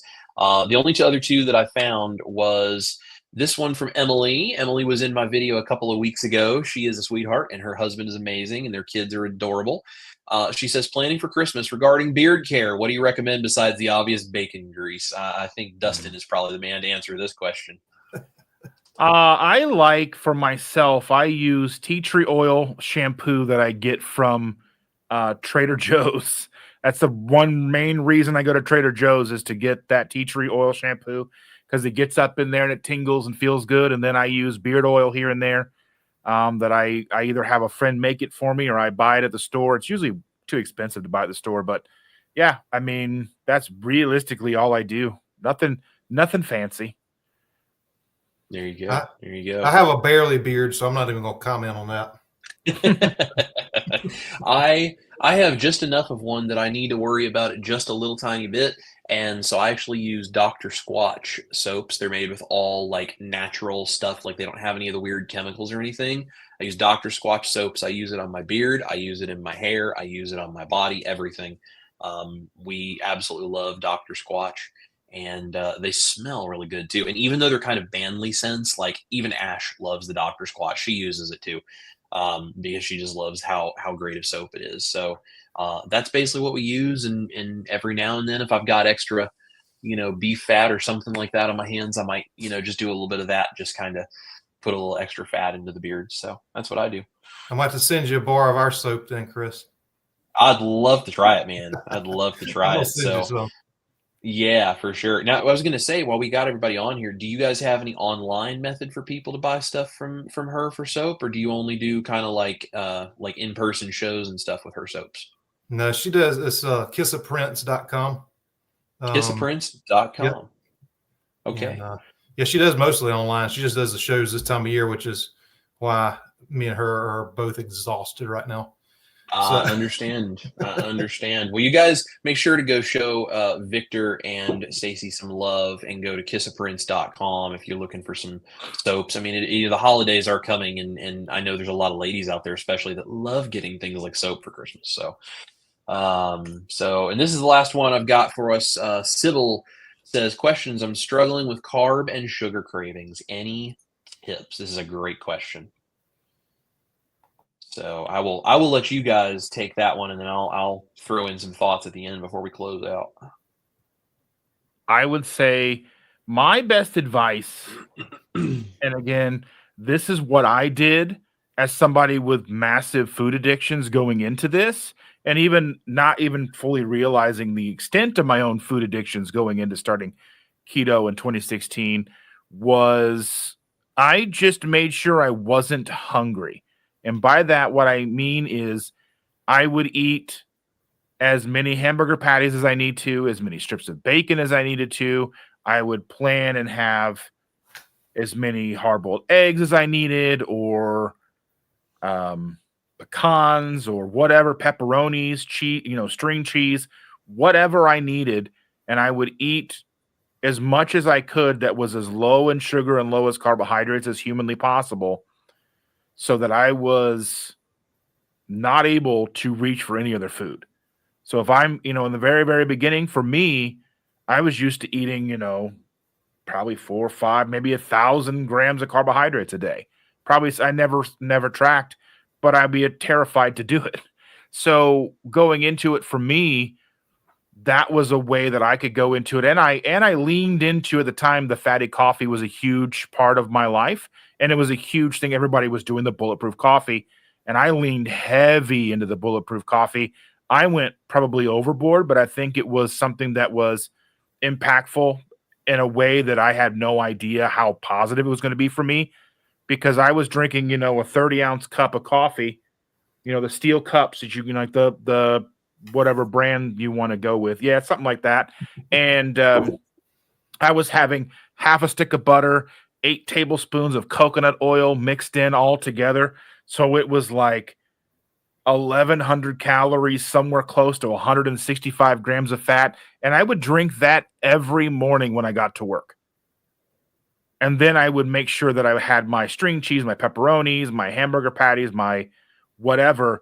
And I made sure that I stayed full, because if I was full and satiated, I wasn't going around the office looking for candies. I wasn't looking for anything. I wasn't going to the vending machine, wasn't going looking for soda. So I think that was able to get my insulin low for long enough to where I was able to get that hunger, the satiety signaling correct, and get myself in a place where then I wasn't hungry all the time. And I'd never been there in my adult life. So I think that would be what I would say was what made me successful. So you would have to take a look at where you are and decide, is that something that may help you? Yeah, what made me successful was just making replacements for the things that I liked. It's kind of like replacing the stuff in your house with new ones once you use it up. And so like Dustin was saying, just eating enough to where you don't snack between meals. I got to a place where I was doing intermittent fasting, and I would only, and now still I'll eat sometimes 2 meals a day, sometimes 1, but I can eat enough but every night, just about, I'll have some kind of a keto dessert that I've made. But some people can't do that. Some people can't have this sweet taste even. But for me, like Zevia sodas, if you're addicted to soda, to me, the Zevia kind of, I can have those. It's sweetened with stevia. That's the only sweetener in it, and whatever their flavorings are. I am sure there's no maltodextrin in it, but for me, just replacing them with healthier alternatives is what's helped me a ton. And I don't have to go and get my, king size packs of Reese's cups anymore. I just get one of my Reese's bars that we make. And I've been able to pretty successfully replace all the things that I love with healthier options. And, if it's more of a psychological thing, that's a different issue, but just that the sweet tooth, I've got one. So that's what I have to do is keep something like that. And that's enough to satisfy me. And it doesn't make me crave, other sugar-filled stuff. Mm-hmm. Yeah, I would totally agree with both of these guys. And so what I did was 365 days carnivore with no cheat meals to prove I could do it to myself. Because for me, that was I need to do this for myself to prove that I've got this under control. And so there was a psychological element, and that was part of why I created my channel. But then the other thing that I did, and I still do, and I learned this by doing that, if I'm craving anything that is something I know I should not have, and that doesn't even necessarily have to be sweet. Sometimes it can be things like French fries, mashed potatoes, fast food, whatever. If I'm craving something, the very first thing I do is I eat something that I know I can have. Beef patties, eggs, bacon, just like Dustin's talking about. I eat something. If I am still thinking about that and I am so stuffed that it's like I can't possibly be hungry and I'm still thinking about this, that makes this so clearly an addiction craving kind of thing that I can put it in this little box over here where I know exactly what it is and it doesn't bother me anymore, because it's not that I don't still crave it. I still feel that, but I know what it is because now I'm shining a light in that dark corner, and it's not my body trying to figure out what's wrong. It's my brain trying to convince me to do something I know is not good for me. And it's much easier to say no to a craving when you recognize it for what it is than when you feel helpless and powerless against it. And so for me, that gave me back the power. So if I crave anything, I eat, especially beef patties and eggs. Those are kind of the two my go-tos for that. I eat high protein and high fat and get as stuffed of that as I possibly can so that I can't possibly need anything in my body food-wise. And then if I'm still thinking about that, I'm still craving it, it's like, yeah, that is very, very clear to me that is an addiction craving kind of thing going on. Another thing that also helps is if I want something sweet, I can put a pinch of salt on my tongue, or I can have something really super salty, because oftentimes I find salt will solve my issue for craving something sweet. So those are my tips, and I think that's a good place for us to sign off with some tips for you guys tonight. So guys, thank you so much for watching. Please, as Dustin was saying, if you have questions, if you have things you would like us to talk about, if you have subjects that you want us to dive into, let us know. You can find us on social media. All three of us are pretty easy to get a hold of there. You can go to my website, chriscookingnashville.com. My email is there. There's all different ways to get a hold of all of us. So come find us. Let us know what it is you would like to see. Let us know how we can make this Keto Crusade channel thing we're doing as helpful, impactful, as intensely get to the heart of whatever it is that we can do to help you. Let us know how we can do that to the best of our abilities, and we will do everything we can to continue to do this and make this helpful for you guys. I think this is a lot of fun. I love these guys. These guys are, if I need support, these are probably two of the first people that I'm going to be pulling out my phone and sending a text message to, being like, hey, I got some struggle. What's going on? Where's my crew at that's helping me get through this? It's like there's my wife, there's my parents, and then there's a very close-knit group of friends, and these guys are right at the top of the list of that. So These are amazing people. If you don't subscribe to Victor or Dustin's channel, you totally should.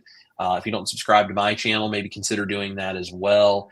I have this streaming to both of my channels. I do have a studios channel as well as my main Chris Cooking National channel. So subscribe to both, because I do the health stuff on one side and the cooking stuff on the other side. Eventually, I'm going to split those two things for everyone to find exactly what it is they're looking for. So guys, we appreciate all of you. We love all of you. We thank you for being here, because without you, we can't do what it is we do. And you guys bring us more fulfillment and joy as being YouTube creators that have people that actually benefit from the work we're doing and give us a purpose in doing this.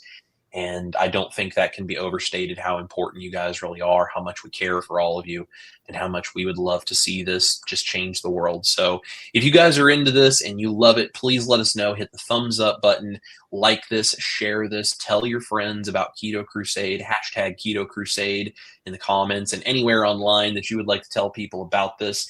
And if you're having fun, we would love to continue doing this for you. And who knows where this could eventually go, and who we might even be able to get come on here and join us if we can grow this thing. So we appreciate you guys. I see someone is asking, Victor, what was the website for your wife's soap again? It is kissaprince.com.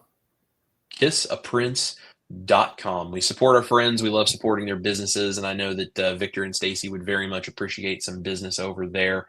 Absolutely. Dustin and I appreciate your support on our channels. Victor appreciates your support on his channel. You guys are all awesome. We love every single one of you. You guys have a wonderful night. And as I always say, eat your meat, love your life. And we're going to see you guys here for some more Keto Crusade. Bye, y'all.